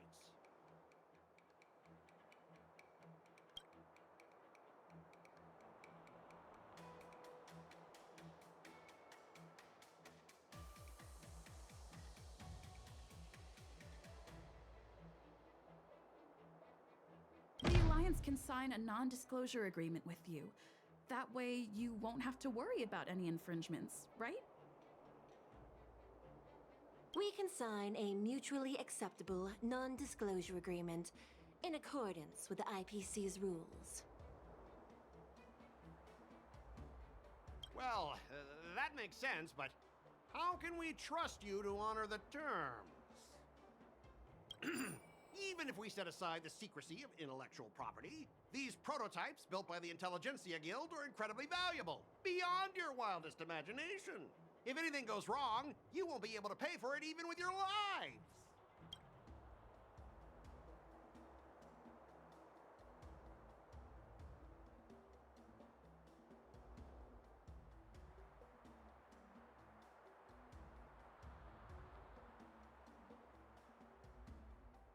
Don't underestimate Cienjo technology.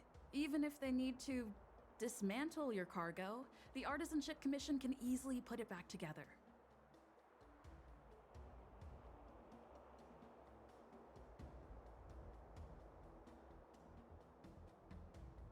Yeah, go ahead and brag about their skills. After all, you're just a negotiator they hired. But I'm different. I'm an IPC member, and my fleet has accepted this transportation order. Naturally, I need to be responsible for the integrity of every piece of cargo. Besides, the cargo on this transport vessel belongs to the Intelligentsia Guild. If you want to inspect the cargo, shouldn't you at least call in a member of the Intelligentsia Guild to be present?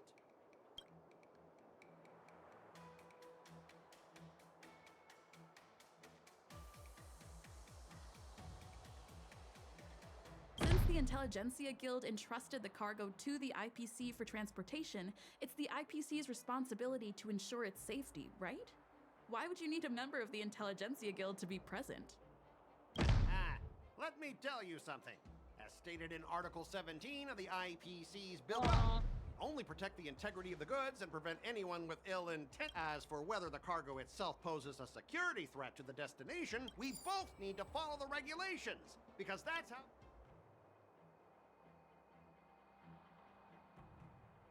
Everyone has their own set of rules. Now that you're on their turf, shouldn't you follow? Yeah, I get it. I know I'm on the Cienjo, but if I violate the IPC regulations, I'll be in deep trouble when I get back. Well, you guys sure know how to argue your case. Fine, I'll allow you to do the security inspection. It's just that, I need some time to sort things out. This is a big deal. Let me talk to headquarters first. So, Mr. Scott, are you just stalling for time and planning to leave the Cienjo as soon as your ship is repaired? To avoid the Skyfaring Commission's inspection? Well, IPC staff are free to come and go, as long as they don't break any laws. Yeah, you've got some insight there. Who are you again?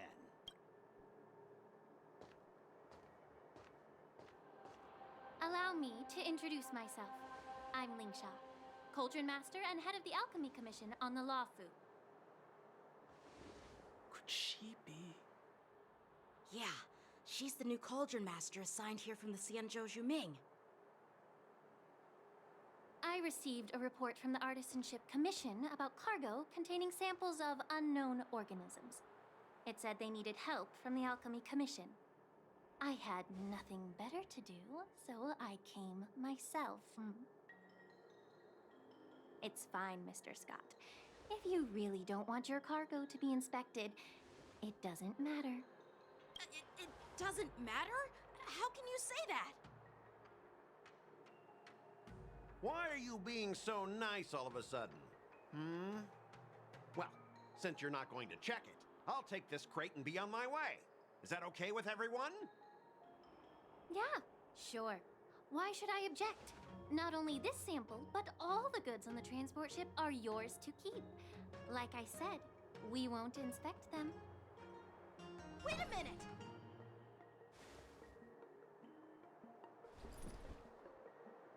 Well, that's more like it. If only the young displayed a more reasonable attitude, we could have sidestepped that altercation just now. Our ship will leave in a few days once the engines are repaired. Your ship can leave whenever you want, but I'm afraid I can't say the same for your cargo. According to the import and export regulations signed between the Xianzhou and IPC, all biological shipments can only leave the port when they have confirmed to be of no threat, or when all biological activity expires. Since we can't determine if your shipment is safe for the environment, I guess we'll have to wait for its biological activity to expire. Let me check the previous cases. Normally, it'll only take around 47 star calendar years. Only 47 years? Why so surprised? You're still young and full of energy. I'm pretty sure you'll live a few more decades. Have some confidence in yourself. Ha! Typical of a long-life species. Your words are dripping with sarcasm. While you may not care about time, I do. I'll be demanding double compensation from the Skyfaring Commission for every minute wasted. Sure thing, Mr. Scott. You seem pretty confident that your career and life will last long enough to witness this victory unfold.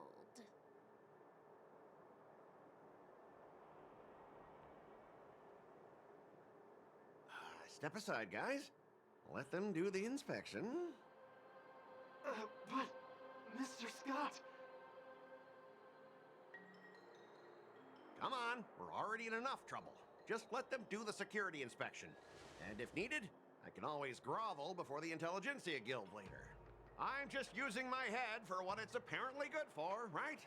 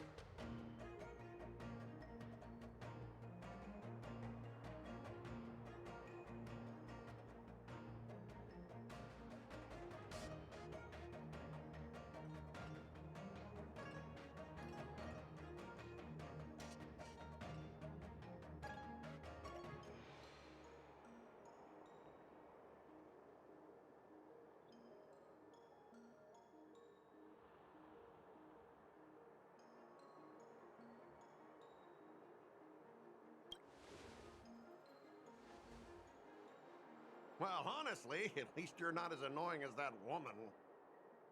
But you're still as annoying as ever. This lady is really something else.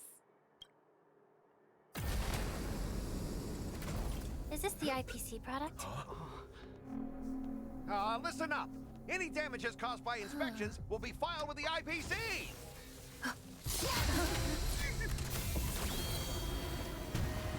Turn it off.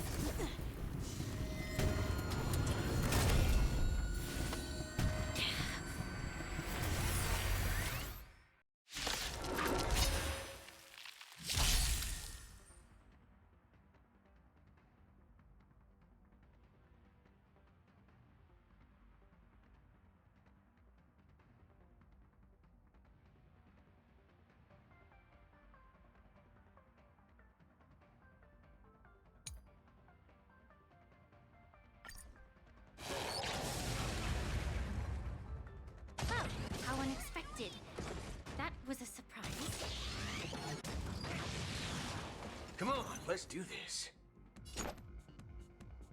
Let's do it. Fair and square. Draw. This song's just for There's you. no reasoning with you bunch anymore. There are only two kinds of people in the world. Those with a loaded gun. Those who dig their own grave. Let's rock! My turn. Stay right there while I give you a present. Target specimen sighted. Damage. Waiting in line for a bullet. Fire! Excuse me, coming through. Try that again. Gotta try hard sometimes. Check out this awesome move.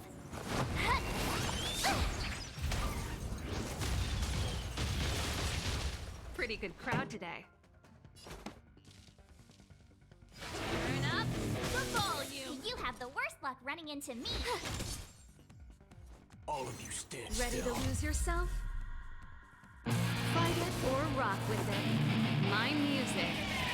Conquer us all!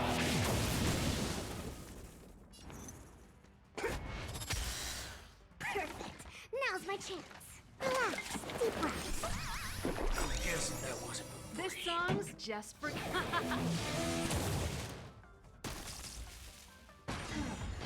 My turn. Watch this.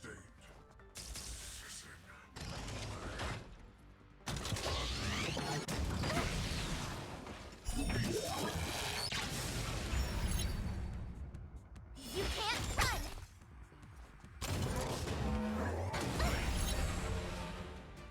Try that again. To travel far away. For a tough case like yours, we're gonna try them all! I'm guessing that wasn't free. Bring it on, Border. Draw. There's no reasoning with you, but there are only two kinds of people in the world. Those with a loaded gun. Those who dig their own grave.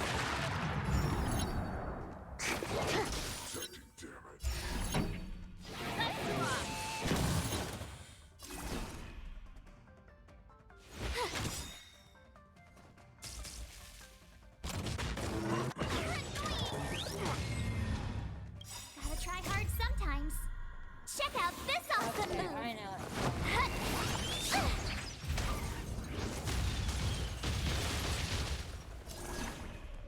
Fire! Target specimen sighted.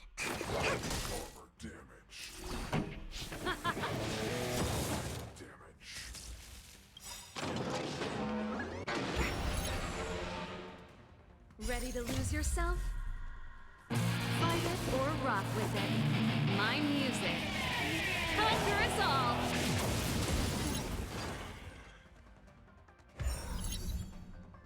I told ya I could fight. All of you stand still. Commencing research. Excuse me, coming through. My tempo!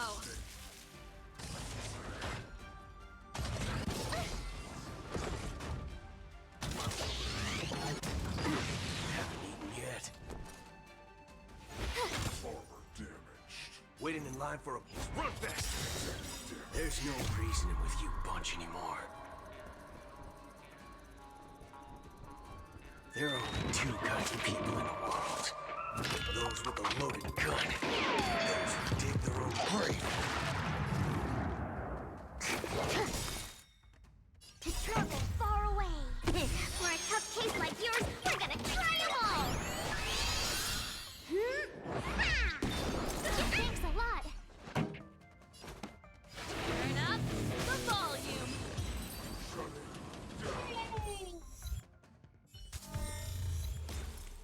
Were you seriously planning to leave this stuff unchecked at the dock for days? That's way too dangerous. I had no idea about it. You must have accidentally triggered the cargo's defense program. I don't think trying to shift the blame is a wise choice. Oh, hello.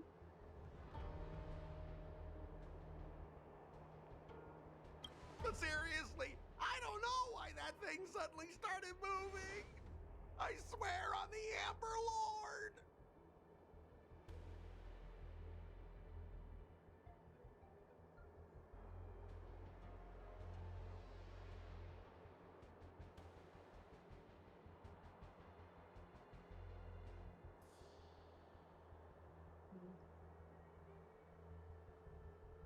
I don't know.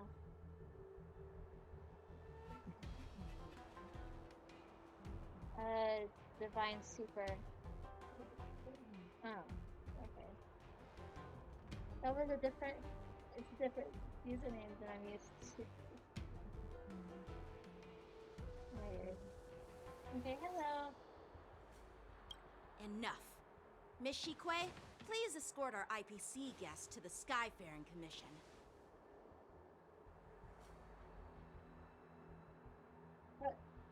Rosie, what are you doing?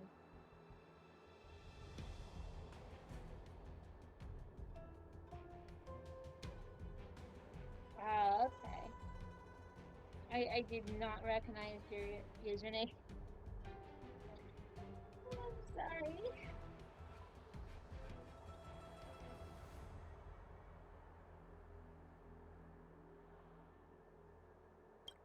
I'm on it.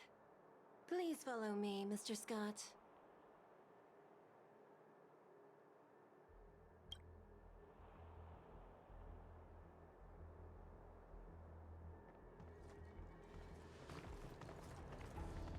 Gentlemen, our preliminary inspection shows that there is indeed hidden biological tissues inside, just like the craftsman feared. I can't even tell if it's ingenium or biological in nature.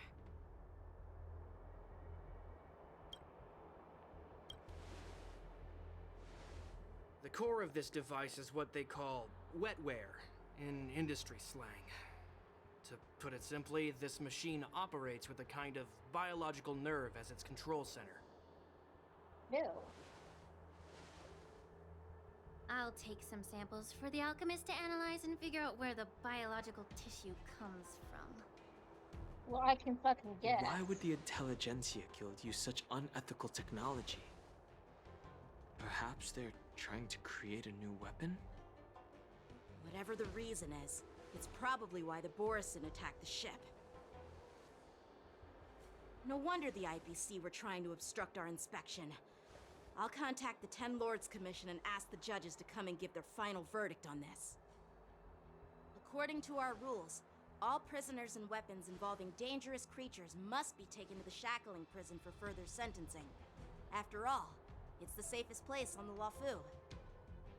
As for you, Mr. Craftsman, please go with the Cloud Knights and explain the situation to the judge.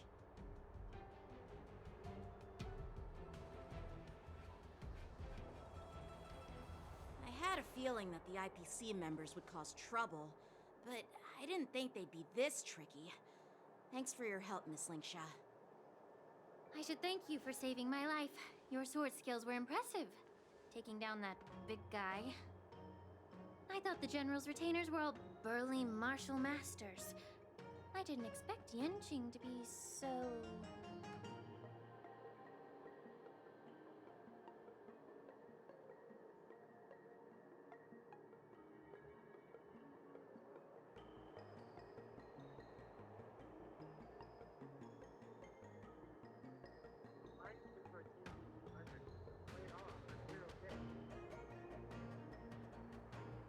Hmm?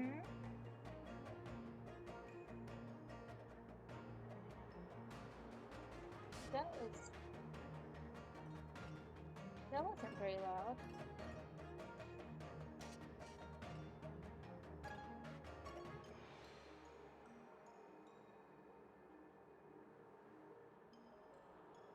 Huh.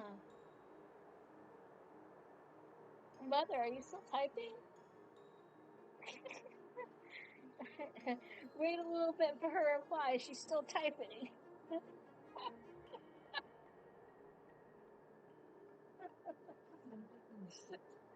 You take forever.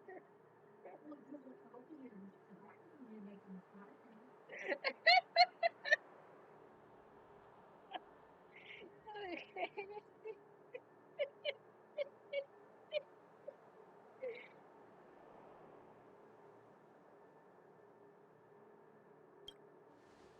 Huh?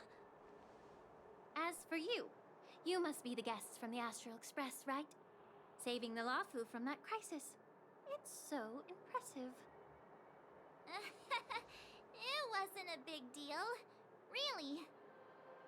It's still early, so why don't we get some tea at the Alchemy Commission? We can discuss your suggestions for revitalizing the commission. I'd be happy to accept your invitation. And you three are coming too, right?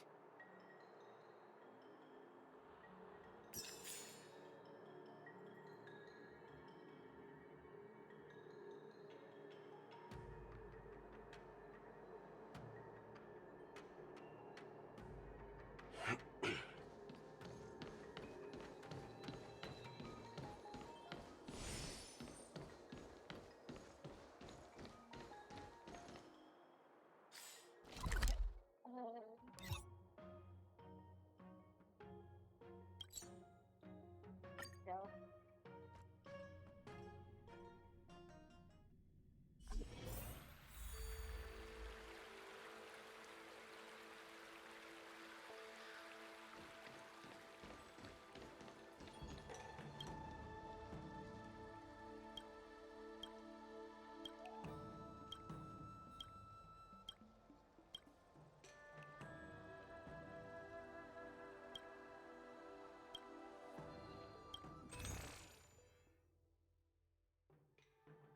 Ooh, recipe. Healthy pop. Okay.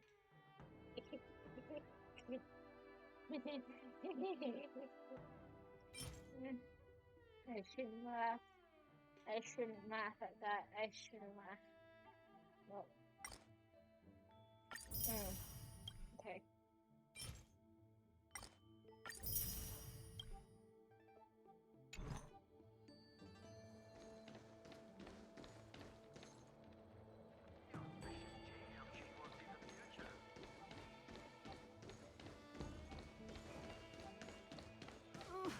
Can you just give me some... You say you're a realm-keeping commission officer? Fine.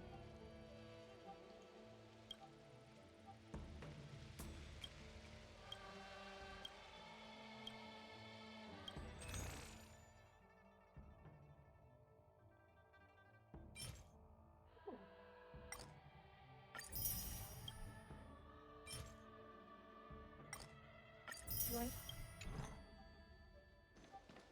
We're buying a bunch of shit. All these years, and the view at the Alchemy Commission hasn't changed a bit. The tides come and go, but the ancient sea remains the same. For us Vidyadhara, there's nothing more nostalgic than our homeland. You're a Lofu native, Miss Lingsha? Yes, I grew up here, listening to the sound of waves while researching prescriptions with my mentors and peers at the Alchemy Commission. It's kind of sad, isn't it? Everything changes, but somehow remains familiar. Just like you, Don Hung, I traveled far from home, and now I've returned. Seeing the familiar scenery brings back a hint of nostalgia. The view here would be even better without the ambrosial arbor. Oh, really? I think that towering tree looks pretty impressive. Even if it's impressive, it's a plague mark. The Xianzhou have been fighting abominations for thousands of years. And now that the ambrosial arbor has been reborn, it's only natural for everyone to feel uneasy. Well, once a seed is planted, no matter how long it takes, it'll eventually sprout and bear fruit. In my humble opinion, the rebirth of the ambrosial arbor and the resurgence of the disciples of Sanctus Medicus were inevitable. The seed was already planted when the ancestors of the Xianzhou sought immortality.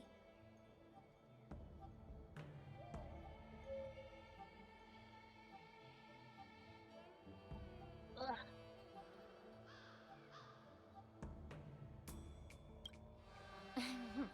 My bad.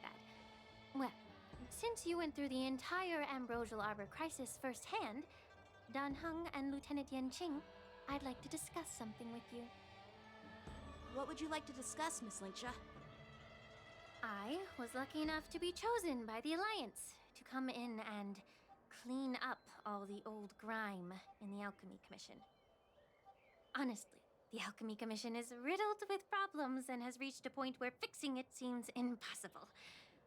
I'm looking to remedy this problem, but was wondering if you could provide any insights. Well, even though I'm a Vidyadharan like you, I'm an outsider, just like my companions here. I can't really say much about a remedy, but I do have a piece of advice, Miss Lingsha. The Vidyadhara and the Alchemy Commission on the Luofu have always been intricately connected.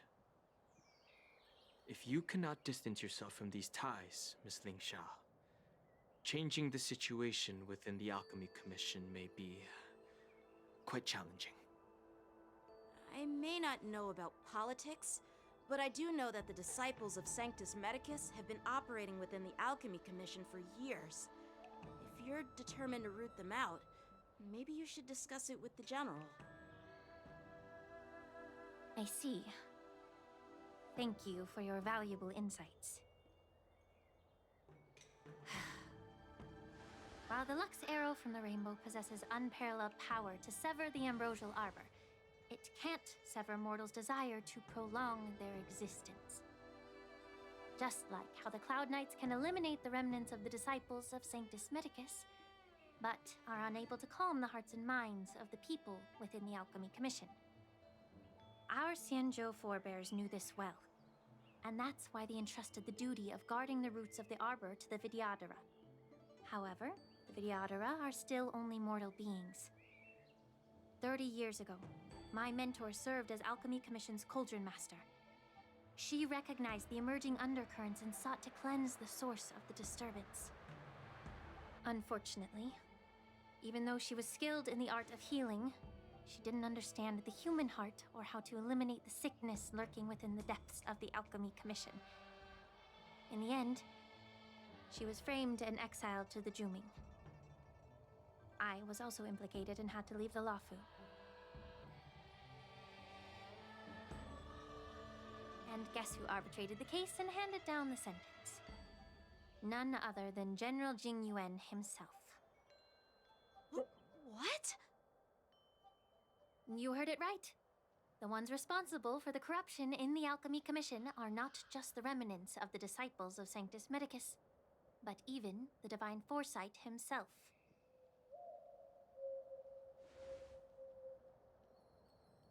Alas, why is your face turning pale, Yanqing? Don't worry about it. I understand that when someone holds a position of power, they may sometimes have to make tough decisions. I won't hold any personal grudges against him. Besides, at our age, holding personal grudges is a luxury we can't afford. Lingsha, you're back! I've been waiting ages for you.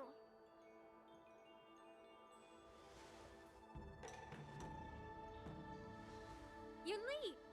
Why aren't you with your grandpa? What brings you to the Alchemy Commission? Well, let me take this opportunity to introduce you to Yanqing. What a small world. You stole my sword! Give it back! I see. Let's skip the introduction part then. Why do I keep bumping into you? Are you stalking me or something? Of course not. Unlike you, Miss Yunli, I have important things to take care of. You, on the other hand, seem to have all the time in the world to wander around without returning my sword. Grandpa used to say that a sword reflects its master. I talked to your sword, and it told me that you've been distracted. You hesitate when you should strike, and you struggle to stay calm when your sword is unsheathed. Now that I see you again, I realize your sword was right. It wasn't me who took your sword. It was you who lost focus. Do you really expect me to believe that nonsense? I've been taking it easy on you because you're a guest from the Juming, but you're not taking the hint. Don't people from the Juming know you're supposed to return what you've borrowed? Just look at this flying sword. Even if I gave it back to you now, it'd just be taken away again in a few hours. You know the Cloud Knight saying, a Cloud Knight must never let slip their weapon, yes? Well, sure, I can give it back to you now, but on the battlefield, that's a whole different story. Poor flying sword. Fine! You don't have to give it back, because I'll take it back myself!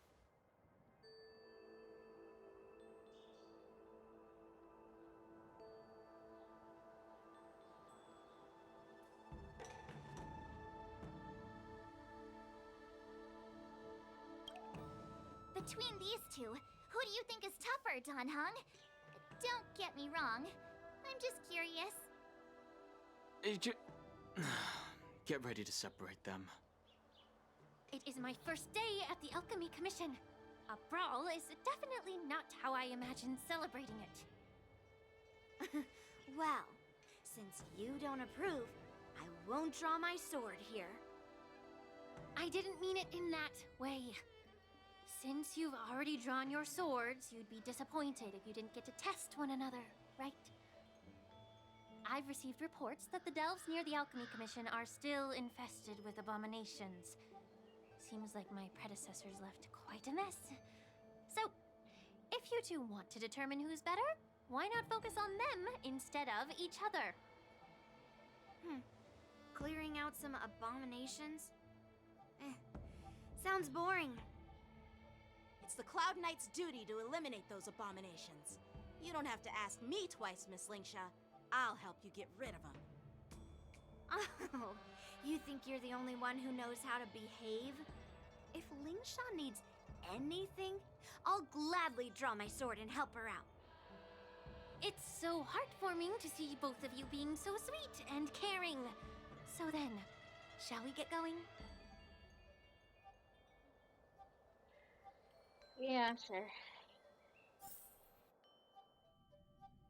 Ever since the disciples of Sanctus Medicus were eradicated, their experimental abominations have been festering here. If you want a contest, I'll be the referee. The one who kills the most abominations within an hour wins. Lingsha, as always, you're still an expert in making unpaid work sound so noble and grand. It's for your own good, little Yunli. While you desire to compete against each other, I don't want to see either of you getting hurt. That's really thoughtful of you, Cauldron Master. So, are you both ready?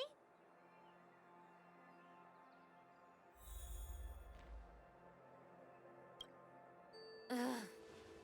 Looks like my Let me say it again. The one who kills the most abominations. Wait, be careful when you draw your swords. And can we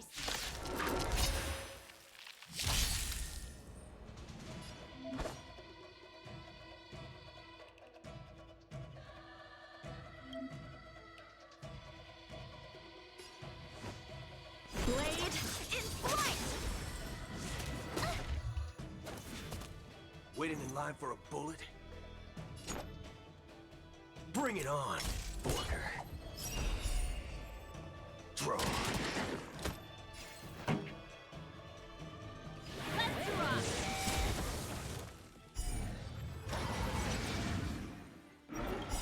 I didn't expect someone who can't even hold on to his sword to actually have some skill.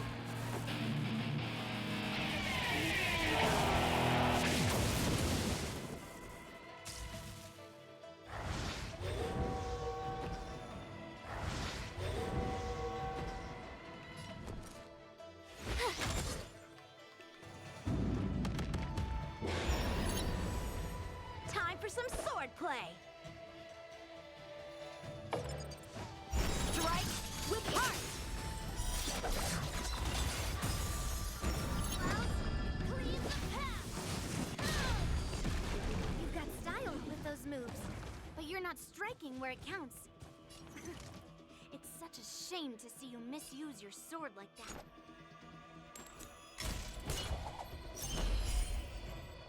Fire! Here's your final reward! Time for the main event. Turn up the volume!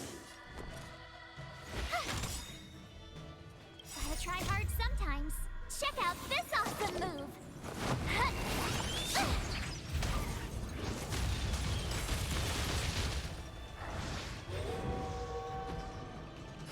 A one-time enemy. Blade in flight!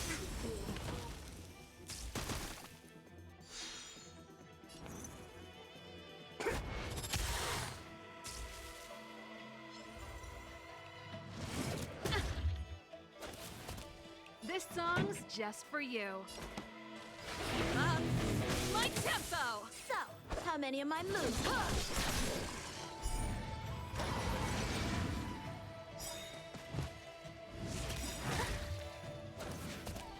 Practice is over. Swords descend!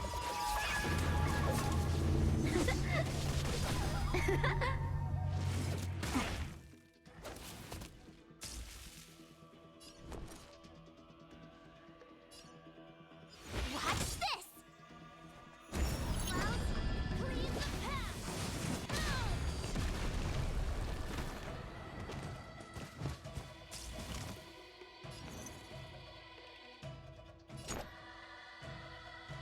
Bring it on, Border. Draw. I didn't say you count free. A one-time enemy. Strike with heart!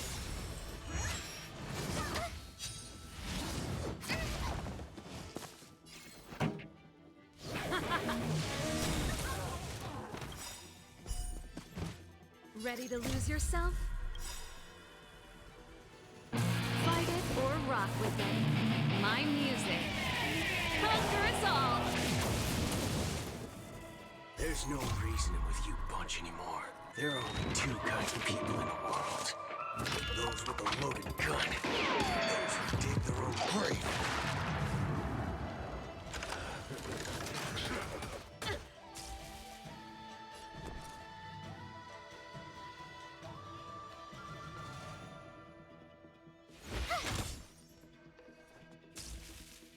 All of you stand still.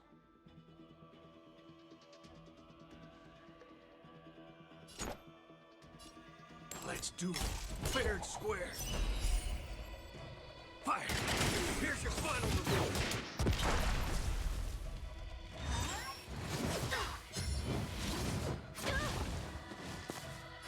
A one-time enemy. Blade in flight! Pretty good crowd today. Let's rock!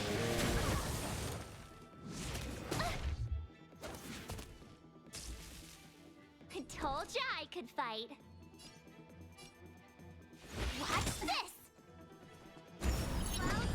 Cleave the path!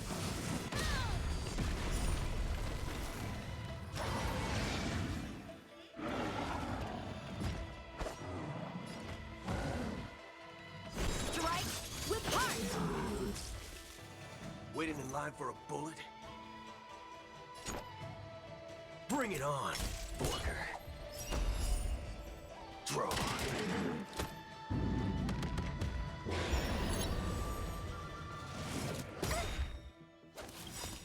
Gotta try hard sometimes. Check out this awesome move!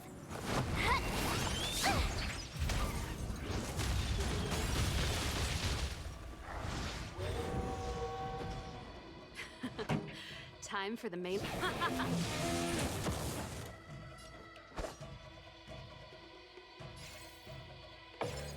Blade in flight! Practice is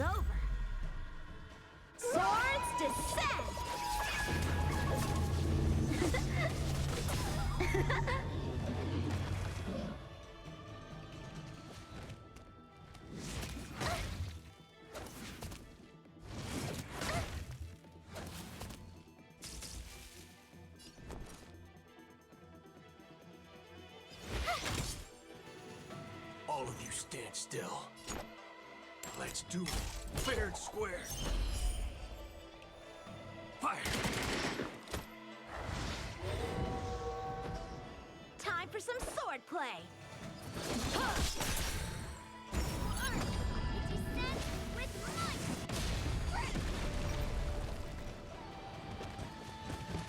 This song's just for you. Let's rock! Ready to lose yourself? Fight it or rock with it. My music. Conquer us all! Don't worry, this one's on me.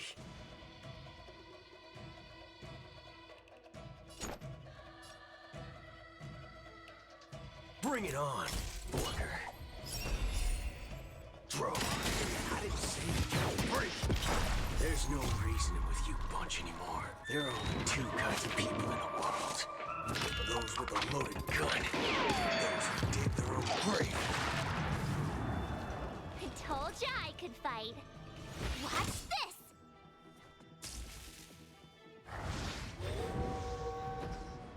So, how many of my moves can you block?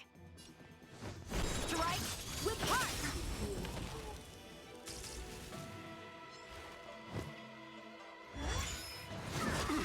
Haven't eaten yet.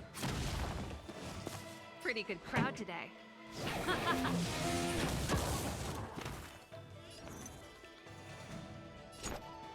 Let's do it. Fair and square. Fire! You have the worst luck running into me.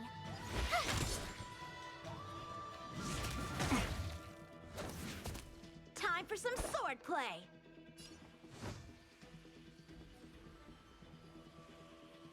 Blade in flight!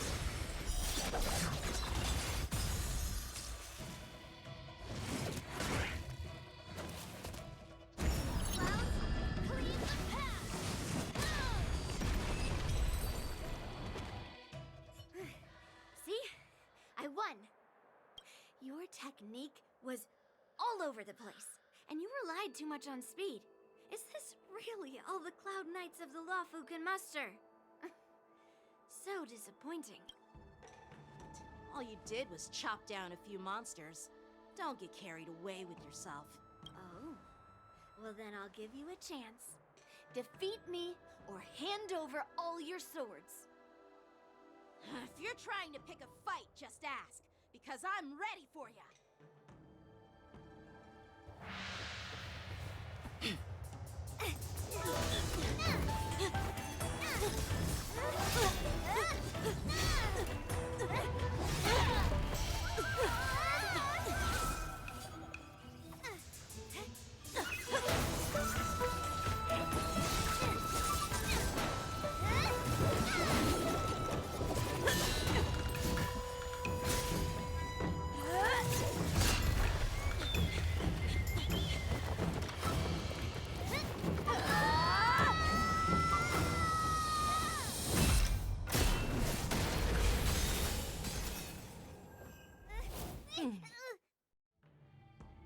Well fought, my young friends. Hello. However, both of you have shortcomings. One of you focuses on dodging and weaving, while the other relies on brute strength, trying to take down targets with a single strike. Who are you? Me? I'm just a patient seeking medicine from the Alchemy Commission. A passerby, if you will. I thought I'd see my fill of impressive fights during the war dance. Yet here I am, able to witness a remarkable fight at the Alchemy Commission, of all places. Well, the Lawfu is never short of surprises. However, I have a small suggestion for you. Why don't you settle this dispute fair and square in the war dance's ring? That way, you can resolve your differences with a proper duel and put your grudges behind you. Grudges? No, not at all. Yunli and I, we were just sparring. Sparring? You summoned your flying swords and she swung her sword with full strength. No grudges between you. I don't believe it. Aha! What brings you here, Lady Fei Xiao? Have you finished your health consultation with the Dragon Lady? Fei Xiao? Grandpa always talks about you. Could it be that you are... The Merlin's Claw of the Xianzhou Yaoqing? Looks like I'm quite famous on the Xianzhou Luofu, too. Of course.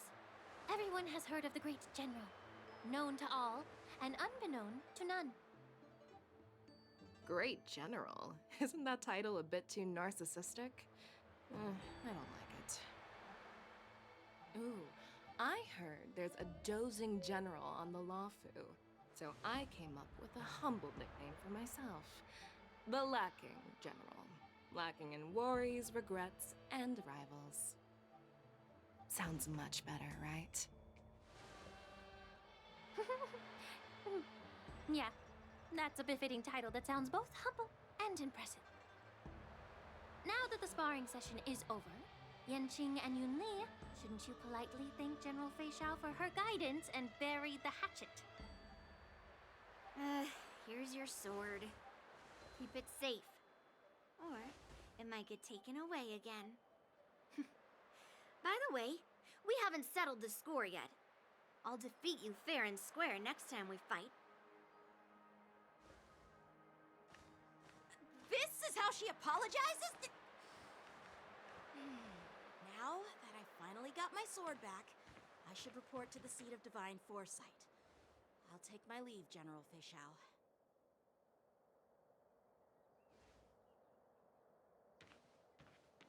Oh, by the way, Miss Linksha, if you've got some free time, I'd like to invite you to the seat of divine foresight for a chat with General Jingyuan. I think there's more to those personal grudges you mentioned earlier.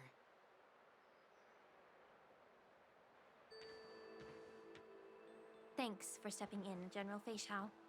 Otherwise, I'd have had to knock them out with my incense. Not at all. Just doing what you asked. How about we call it even as payment for the healer lady's consultation?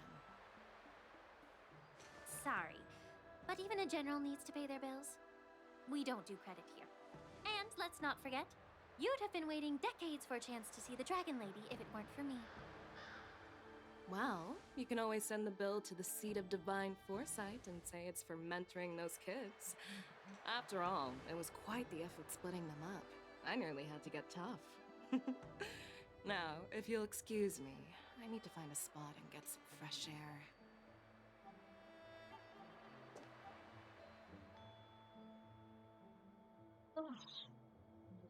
Yeah, yeah.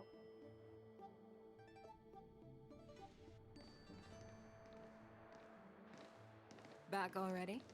You've met with Jing Yuan and wandered around for a few hours. So, what do you think? It appears that the Divine Foresight is using this war dance as a show of strength to convince everyone that the Luofu is prospering after the Ambrosial Arbor crisis. But... I know you're going to say but, right? But the influx of people attending the war dance is like a breeding ground for disorder and rumors. One wrong move, and the Luofu could be in a world of chaos. The Cloud Knights on the streets remain vigilant, so at the very least, General Jingyuan is aware of this. As for other matters, I'm unable to say. I'd prefer to be excused from future meetings with generals. I'm just a military healer. And now all of a sudden I'm thrust onto the center stage having cordial chats with two generals? My work doesn't lend itself to being in the limelight either. Just stop whining. At least you're in one piece, right? Before getting in touch with General Jing Yuan, I wanted to put aside my assumptions and see his momentum. That includes the overall bearing of the Cloud Knights on the street, what people are saying, and how those close to him behave.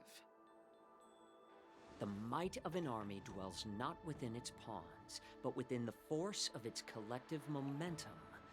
Recognizing this fact reveals the true measure of power. Thanks for enlightening me, General. A perfectly clear statement turned confusing thanks to your translation.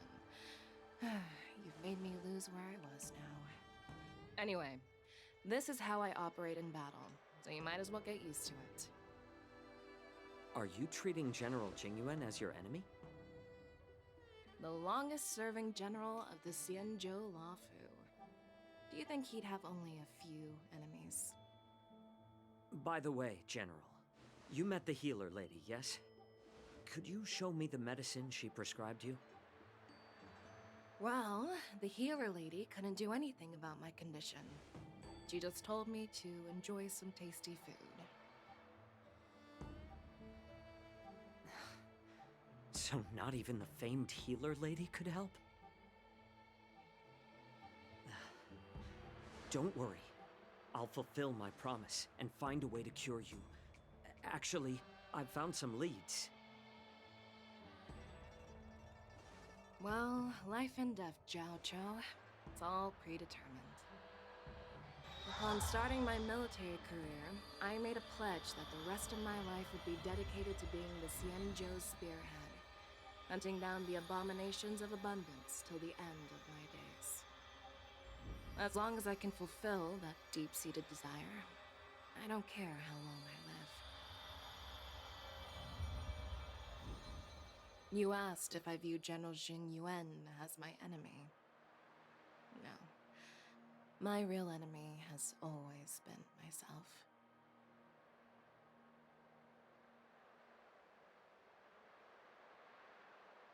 Enjoy some tasty food.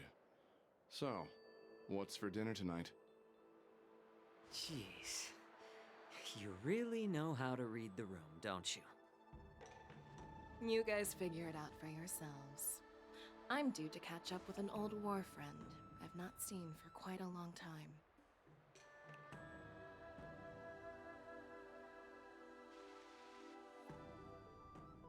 Hey!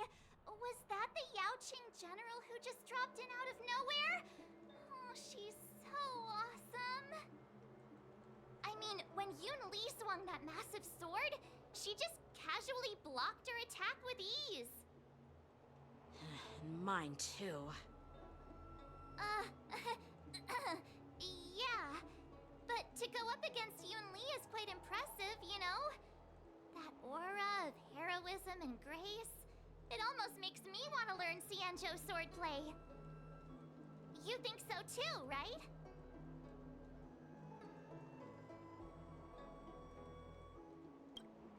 I agree. General Fei Xiao is indeed impressive. I was talking about Yanqing, actually. Thanks for the kind words, Miss March. The war dance is coming up, and I've been chosen to represent the Cloud Knights in the ceremony. I've had my fair share of defeats lately, and even though I know there are always more skilled swordmasters out there, seeing General Fei Xiao's skills today has made me feel a bit uneasy again. Don't underestimate yourself. After all, generals won't fight in the ring during the war dance. Just remember the state of mind you had when you single-handedly took on me and Blade, putting life and death aside. With that mindset, you can prevail against most challengers. I see. Thanks for the advice, Master Danheng. By the way, now that today's events are over, General Jingyuan wants to invite all of you to the Seat of Divine Foresight. He has something important to discuss.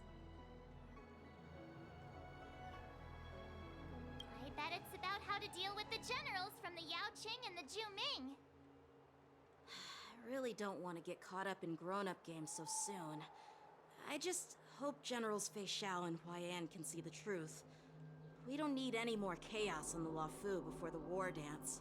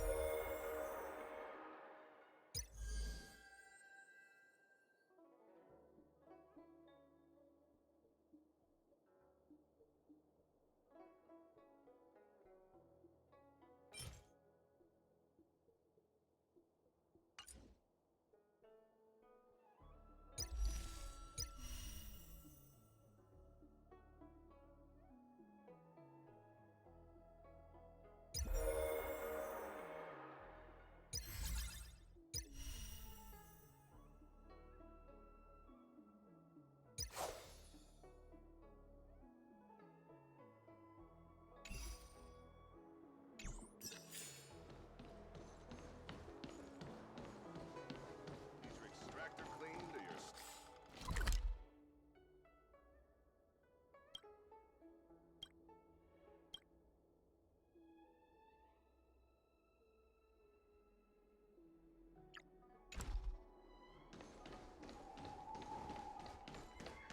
I don't believe in ghosts.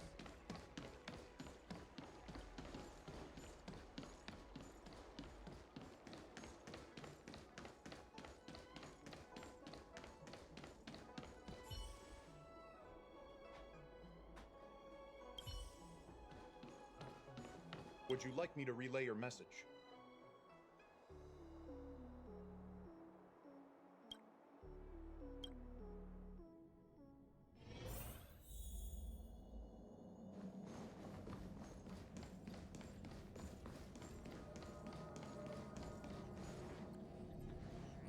Earlier at the Palace of Astral, I introduced these guests from the Astral Express to you, Elder White. But with all the people around, we only exchanged pleasantries. Now, I'd like to officially introduce them to you. These three braved great dangers, accompanying me to perilous places, defeating the chief culprit Vantilia, and uncovering the conspiracies of the disciples of Sanctus Medicus. If you wish to know more, please, feel free to ask us. Well, I skimmed through the reports about the Arbor's rebirth from the Master Diviner Hu Xuan. She's been summoned to the Yuchue for questioning. There are a lot of doubts within the Alliance about this whole situation. But despite all that, I believe in you. Since you joined the ranks, you have repeatedly achieved remarkable feats. After the High Cloud Quintet each went their separate ways, despite the many criticisms within the Alliance, the Marshal still stood firm against the dissenting voices and entrusted the Lawfu to you. Over the years, you've served the Alliance with loyalty and wisdom. You've taken down abominations in Thalassa, rescued the Xianzhou Yuchue from a siege, and destroyed the demonic planet summoned by the denizens of abundance. I still remember those battles vividly. There are fools who doubt your loyalty. They're happy to see the divine foresight fail because it gives them some kind of sick satisfaction. They haven't achieved anything of their own, so they feed off the failures of others. But I've seen enough failures in my time, and I want to believe that your loyalty has never wavered. So, General Fei Xiao of the Yaoqing is the only one investigating the Ambrosial Arbor crisis on behalf of the Alliance? No. I am too. This old man's words always catch me off guard. The Marshal ordered me to come to the Xianzhou Lawfu, but the document only says, attend the war dance and listen to Fei Xiao's questioning. No need for that. You're all important witnesses. The Marshal is well aware of Jing Yuan's purpose in holding the ceremony, and understands the situation he is facing. She mentioned it because she believes both issues are important. Thanks for your kindness and sincerity, Elder Huayan. But is it appropriate to tell everyone here about the Marshal's orders? By introducing the Express's witnesses to me alone, aren't you aiming to discern the intentions behind both my actions and Fei Xiao's? And whether there's any discord between us? Well, since I'm being open and honest with you, I encourage you young folk to do the same. As for the Ambrosial Arbor crisis, all I need to do is listen. General Fei Xiao will be the one asking the questions. To be honest, I'm more concerned about the timely start of the war dance. Oh, by the way, I've prepared a gift for the war dance.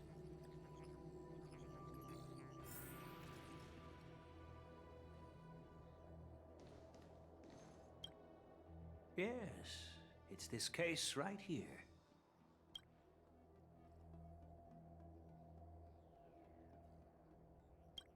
There will be numerous contests and celebrations during the war dance, and the main event will be the Ringmaster's Challenge.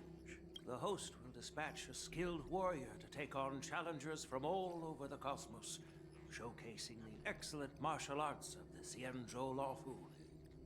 When you mentioned that the Astral Express would be attending the ceremony, I thought the High Elder of the Luofu would be the Ringmaster. You humor me, Elder Huayan. The healer lady is just a young lady who knows nothing about martial arts. How can I assign her as the Ringmaster? I'm no match to you when it comes to joking. What's this box for? Why don't you open it, General Huayan? This sword case is intended for the War Dance's award. It's empty now, but in a few days, a precious sword will be delivered and stored inside. I don't mean to boast about our skills, but this sword represents the pinnacle of the Zhuming's craftsmanship. It has a legendary history, full of heroic tales from foreign lands, tales that are too detailed to be summarized in just a few words. Since the delegation delivering the sword hasn't arrived yet, I'll just leave the case here for now. I've been wondering who would be worthy of such a sword. And then it hit me. I can award it to the champion of the Ringmaster's Challenge. The ceremony's champion is sure to be a perfect match for the sword. Moreover, I hear that Yanqing is an excellent swordmaster, and that he will be representing the Luofu as the Ringmaster, so it seems like a perfect gift for him. Thank you for your generosity, Elder Huayan. If you want to give me a sword, just say the word, Grandpa. No need to beat around the bush. You've got confidence, my girl, but I don't think you can best Yanqing. I know you're all about swords, Miss Yunli. It's just a shame that it's the sword that ultimately chooses its rightful master. Yeah, and even if someone gets their hands on such a precious sword, it'll probably end up in someone else's. The outcome of our duel at the Alchemy Commission is still up in the air. Since you're interested, why don't you represent the Xianzhou Juming and challenge me in the ring? That's exactly what I had in mind. Nobody knows who's gonna come out on top. It could be me, could be someone else. It'll probably be me. But whatever happens, it won't be him.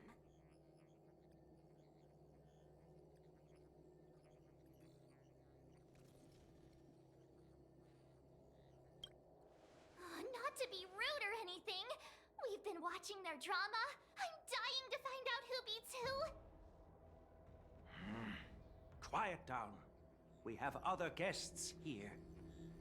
I've prepared this sword to add some excitement to the ceremony, not to have you two squabble. It's not a good look for the Alliance. While you both seem confident that you'll win, you need to remember there can only be one winner and one loser in the ring, which could lead to hard feelings. Actually, I have an idea. We don't know who the winner will be, and it might not be either of you. But if you're eyeing that prize, you'll need to work together. I want you to take on an apprentice who will take part in the war dance and win at least one match. How does that make sense? In my humble opinion, while a Cloud Knight is commendable by securing victories, it's even more so to pass on your skills and spread the way of swordplay. I'd be greatly pleased if this apprentice could represent the Express in the war dance by displaying their Cloud Knight flair and prowess. Well, Elder Huayan's idea is quite interesting. Imparting swordplay skills requires teamwork, and both the winner and the loser will learn a valuable lesson regardless of the outcome.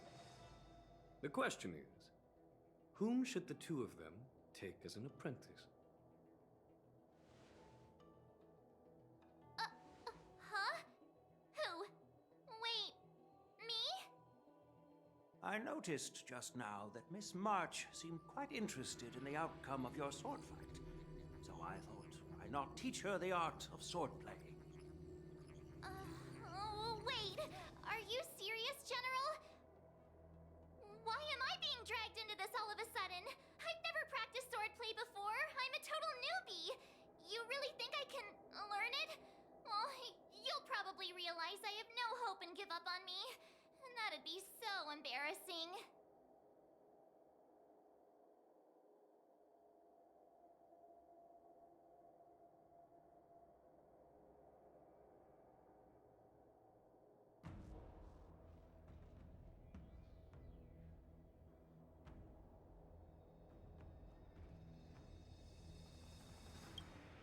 Things are already complicated enough as they are. He strikes like lightning. Does Mr. Don Hong really need anyone's guidance? As for Miss March, she's like a piece of jade in the rough, just waiting to be shaped. I appreciate your kind words, General YN. But won't teaching me swordplay be a waste of Yanqing and Yunli's time? They should be preparing for the ceremony. Plus, I heard that each swordmaster has their own special moves. What if they let something slip while teaching me? If everyone knows each other's tactics, won't that make it hard to catch people off guard during the war dance? That's considerate of you, March 7th. But don't worry. It'll take you at least a decade of hard training before you can even start learning special moves. No need to freak out. A few Juming swordplay tricks will mean you'll be more than equipped. Really? Looks like March's curiosity has been piqued. The whole point is to know each other's moves. Defeating your opponent in just one move? How boring would that be? Plus, what really decides a swordsman's fate isn't some special move. It's the solid fundamentals. So Miss Yunli has already agreed. What do you say, Yanqing? General, I haven't graduated yet. How can I be qualified to teach swordplay to others? So you're admitting your defeat, huh? If you're not even confident to teach, why don't you let me be the ringmaster instead? Yanqing. Teaching an apprentice is also a way of honing your own skills and gaining insights. You've been an apprentice for years. It's about time you looked at swordplay from another perspective. I see, General. Then count me in. Now that Yanqing has agreed too, it all comes down to Miss March giving her nod. It's up to you to make the final decision, March.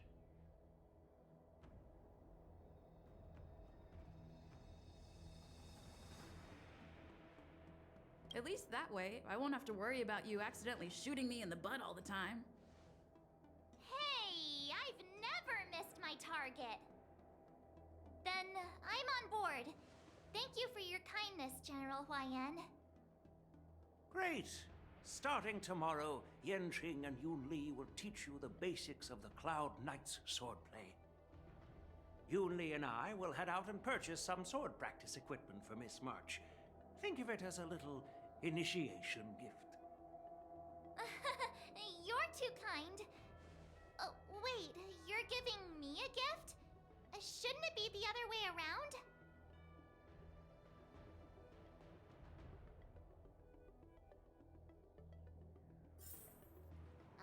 General YN's gone. Wait, why does something feel off about what we talked about?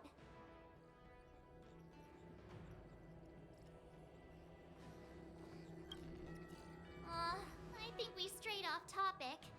How did things even get to this point? Yeah, I brought you here because the General said he had some important matters to discuss. But how in the world did Yun Li and I suddenly become Miss March's swordplay mentors? Because General Huaiyan wants us to stick around on the Luofu for some time.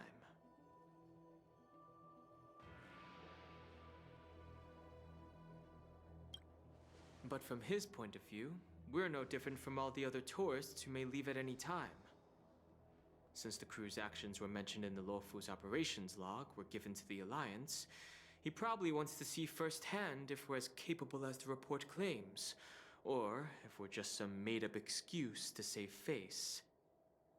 And he wants to see it for himself during the war dance, which is why he even dragged Yun Li into this. What began as a simple contest between two sword masters has now evolved into you two collaborating to mentor March. Elder Huayan is still that tricky general who likes to give everyone a headache. My apologies. Truth be told, I invited all of you to the ceremony because I wished for you to act as my witnesses. Now, I apologize for not disclosing this information earlier. In the coming weeks, I'll also invite all of you to a meeting with General Fei Xiao, where you may need to answer her questions and clear up any doubts she might have. So please, be prepared for the meeting.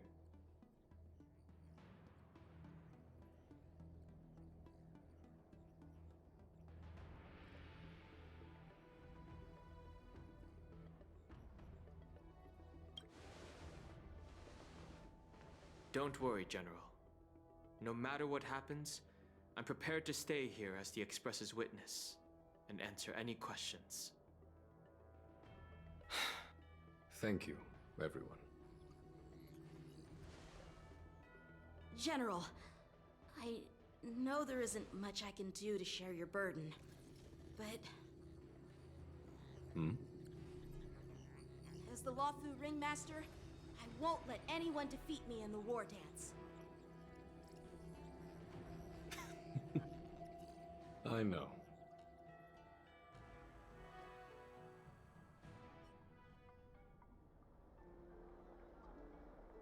The illustrious Merlin's Claw waiting for me? And for so long, too? It's quite an honor. It's been a while, General Fei Xiao. It's been 30 years since we last saw each other. Right, Yukong? Yes. Back then, you were the vanguard of the Yao Qing's Verdant Knights, and I was a pilot of the Luofu's Rainbow Orbit Fleet. Who would have thought that upon meeting again, you'd be a general, and I'd have given up flying? Really does feel like a lifetime ago. Well, I wouldn't say I haven't seen you in 30 years. After all, your great victories are announced through the Yellow Bell resonance system every day. So I'm well aware of your great feats. How's your health holding up? Still stable, I suppose. Do you still remember the medic who saved me in battle? That healer with the odd name and peculiar temperament. What was his name again? Was it Pichu? Or Kachio? Jiao Chou. He's been my retainer and personal healer, delegated by the Alchemy Commission from the Xianzhou Yao Qing. Over the years, he's dedicated himself to managing my condition. It's thanks to him that I'm still in good health today. Given my background, I'm happy to have made it this far. I'm relieved to know that you're safe and sound. Well then, since you and Elder Huaiyan are here, I imagine you must have received orders from the Marshal? As your friend, may I ask how the Alliance intends to punish the General of the Luofu? The Arbor's rebirth has frightened the elders who lurk behind the scenes. They fear the resurgence of abominations, much like what happened 30 years ago. Although the report from the Luofu explained all the details, we don't know if the Ruin Legion really invaded, or how exactly the Stellaron Hunters and the Astral Express became involved. This puzzle has many missing pieces. As you know, the fugitive Jing Liu, who mysteriously disappeared many years ago, has resurfaced. This time, she has brought along an outworlder and a coffin, claiming to offer the Marshal a method to fight against the Eons. The Lawfu Preceptor has also leveled accusations against Jing Yuan for neglecting the Alliance's principles. She asserts that Jing Yuan enabled the exiled Imbibitor Lunae to re-enter the Lawfu, thereby unlocking the lunarescent depths within Scale Gorge waterscape, which in turn disrupted the Vidyadhara's dutiful watch over the ambrosial arbor. It is for these reasons that I have come here to the Lawfu today. Well, duty calls.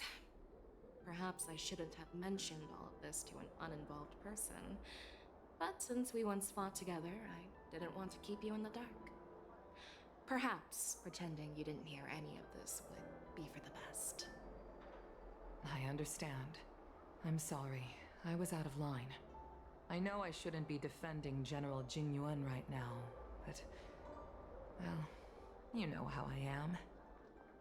The Lawfu has enjoyed centuries of stability since the end of the sedition of Imbibitor Lunae, much of which can be attributed to General Jing Yuan's masterful strategizing. Unfortunately, for long-life species, enduring through the ages always culminates in a failure that undoes all previous achievements. A moment that our adversaries relish. That's true. And that's why I'm also here for another purpose. To visit Hule. Hule? You mean that Hule? The Borisin warhead? The same Hule who has been imprisoned in the Shackling prison for over 7 centuries? The nemesis of the Foxians who will never be forgiven and shall be imprisoned until the end of the cosmos.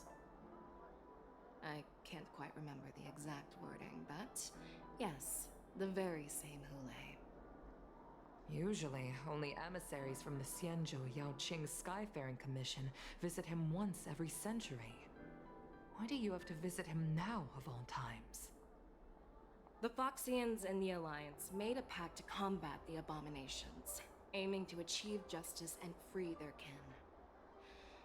That werewolf monster is to be forever imprisoned in the dark recesses of the Shackling prison, facing unending retribution. Given the situation on the Lawfu, those on the Yaoqing are concerned about Hule's imprisonment. I'm afraid that the routine visit every century is no longer sufficient to ease their concerns. That's why I was sent here, to reassure them. Okay, I'm gonna admit in a little bit. It's all bad news. It's well, not everything. Almost there might be a 3 silver hours lining. and 30 minutes into Oh, by the way, I found some clues about the thing you asked I'll end for. it at 3:30. Tell me more. The Verdant Yeah, 3 Knights hours. followed the route you mentioned and discovered the wreckage of the Whistling Flame ship. Unfortunately, there were no survivors and no cargo. However, someone had already been on the scene before we arrived. Our people? Or someone from the IPC? No, neither.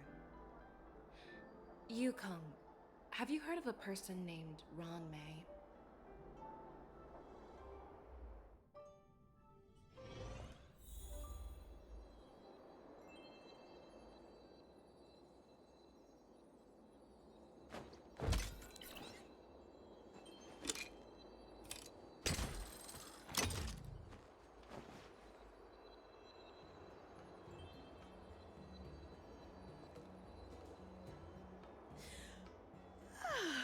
I'm still feeling sleepy. Did I oversleep? Where did March and Don Hung go?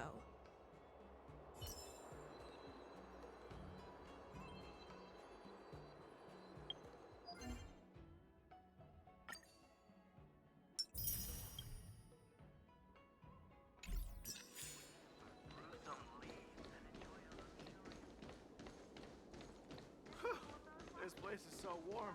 It's like a giant furnace. There you are. You haven't forgotten about our promise to General Huayan, have you? I woke up especially early so I can start teaching Miss March swordplay. Hey, why blushing, Master Yanqing. This is, the first time someone has called me Master. I need to, get used to it. Ahem. Let me make it clear. Swordplay training is about improving your body, mind, and strength. It's not a casual game you can master overnight.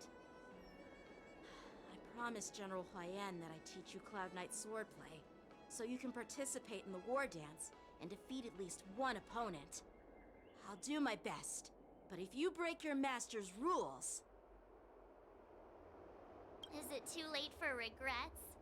I'm already regretting my impulsive decision. Honestly, I'm not sure what I'll do either, because I've never been a teacher before.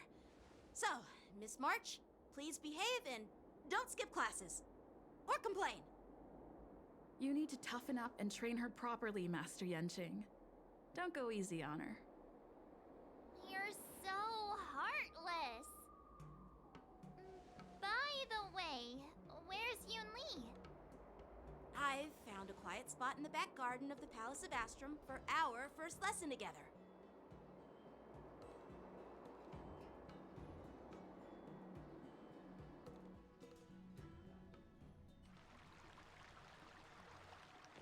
Seriously?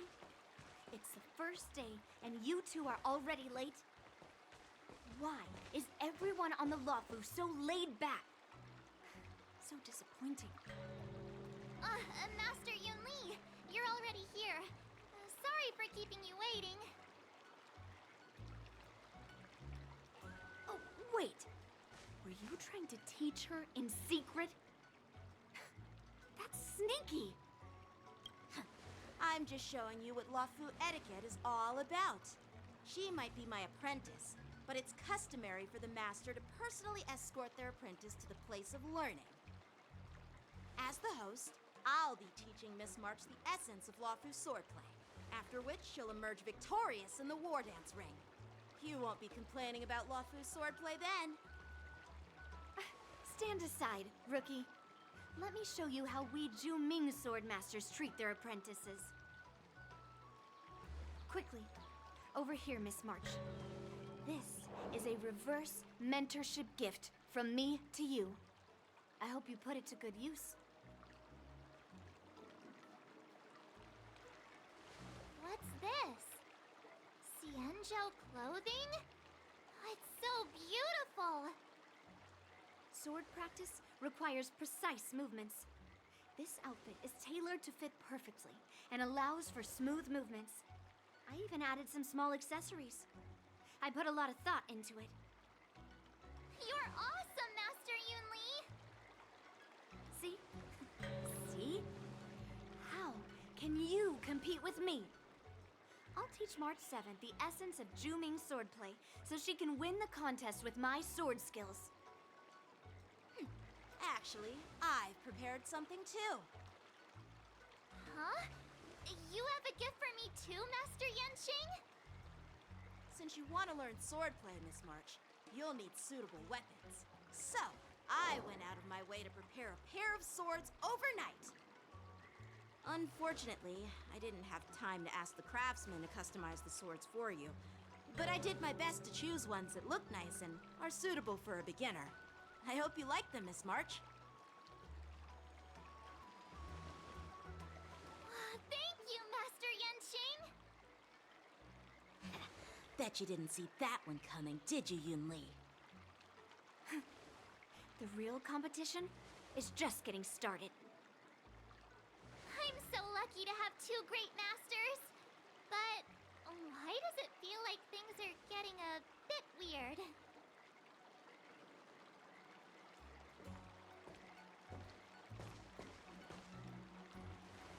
So what do you think, Masters? Does this outfit suit me? Perfect. I chose it carefully. It's perfect for beautiful young swordswomen like you and me. All right, let's get started with the training. The person next to me is a Cloud Knight instructor I've brought in. For your first lesson, try exchanging a couple of moves with him. Wait. We're having actual combat training for the first lesson? Isn't that a bit too intense? Well, I I heard you have some experience with archery and martial arts. The first thing we're going to do is see just how strong your fundamentals are. Come on, step forward and strike with the sword in the most natural way you can think of. It's important for us to grasp your natural movements so we can decide where to start and what you need to learn. If you're ready, let's begin. Okay.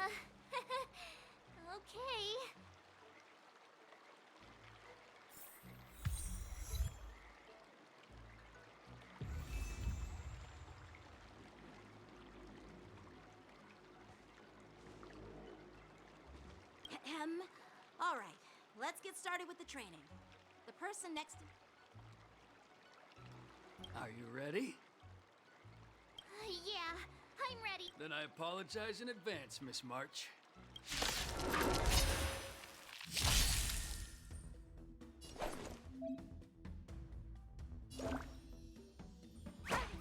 have some tea, masters. Pay close attention, Miss March. Lofty swordplay is all about being swift, agile in your movements.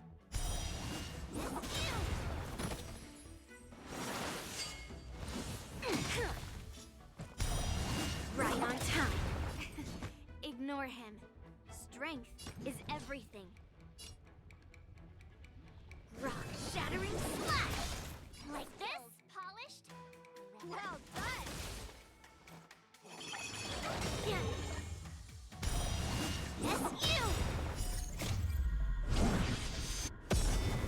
Time for some swordplay.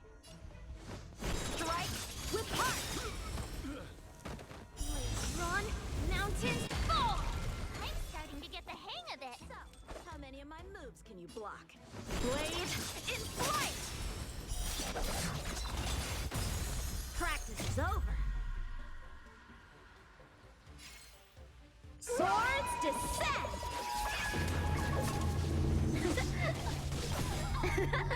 I could take 10 of you.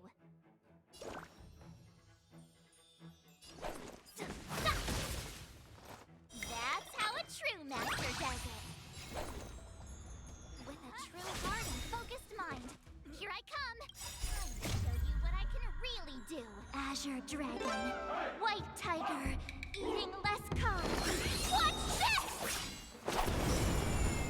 Strike while the iron is hot. Are you mumbling about? Isn't this sword technique? Shouldn't I be saying something cool? Pulverizing sword strike! Time for some swordplay!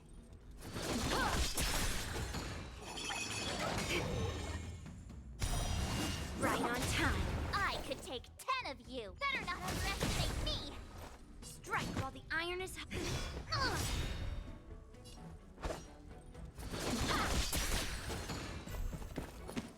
So, how many of my moves can you block?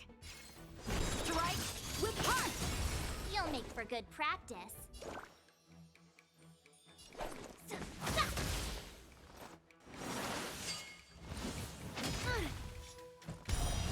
Yes, you!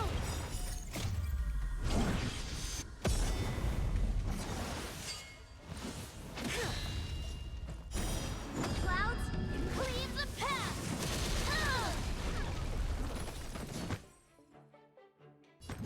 Rock-shattering slash! Time for some swordplay! Skills.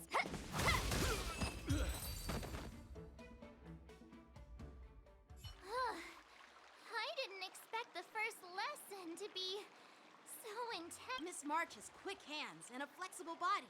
She's a perfect fit for practicing Lawfu swordplay. However, she lacks strength, and her strikes were a bit unfocused. But don't worry, that's totally normal for beginners. Once she starts practicing Juming swordplay, she'll make heaps of progress. Given the situation, I believe Miss March should start by working on... her strength. Seriously, do you actually know anything about swordplay, or what? I could ask you the same thing! Dual swords require agility, so what's more important than footwork? Instead of focusing on her strengths, we should address her weaknesses. The drawback of wielding two swords is not generating enough force. What good is being quick on your feet if you don't have strength? It's not like we're dancing here. Skilled swordmasters know how to play to their strengths and work on their weaknesses. Start with what you're good at, then tackle your weaknesses. That's the right way to learn. You're quite the theorist, huh? Theorist? You claim to be able to talk to swords. So what does that make you? A lunatic? Hey, it's only my first lesson, and you're already arguing. Come on, calm down, Masters. I'll have to improve both my footwork and strength anyway, so it doesn't matter which one comes first. But it does matter! Just listen to me, March 7th! Aww.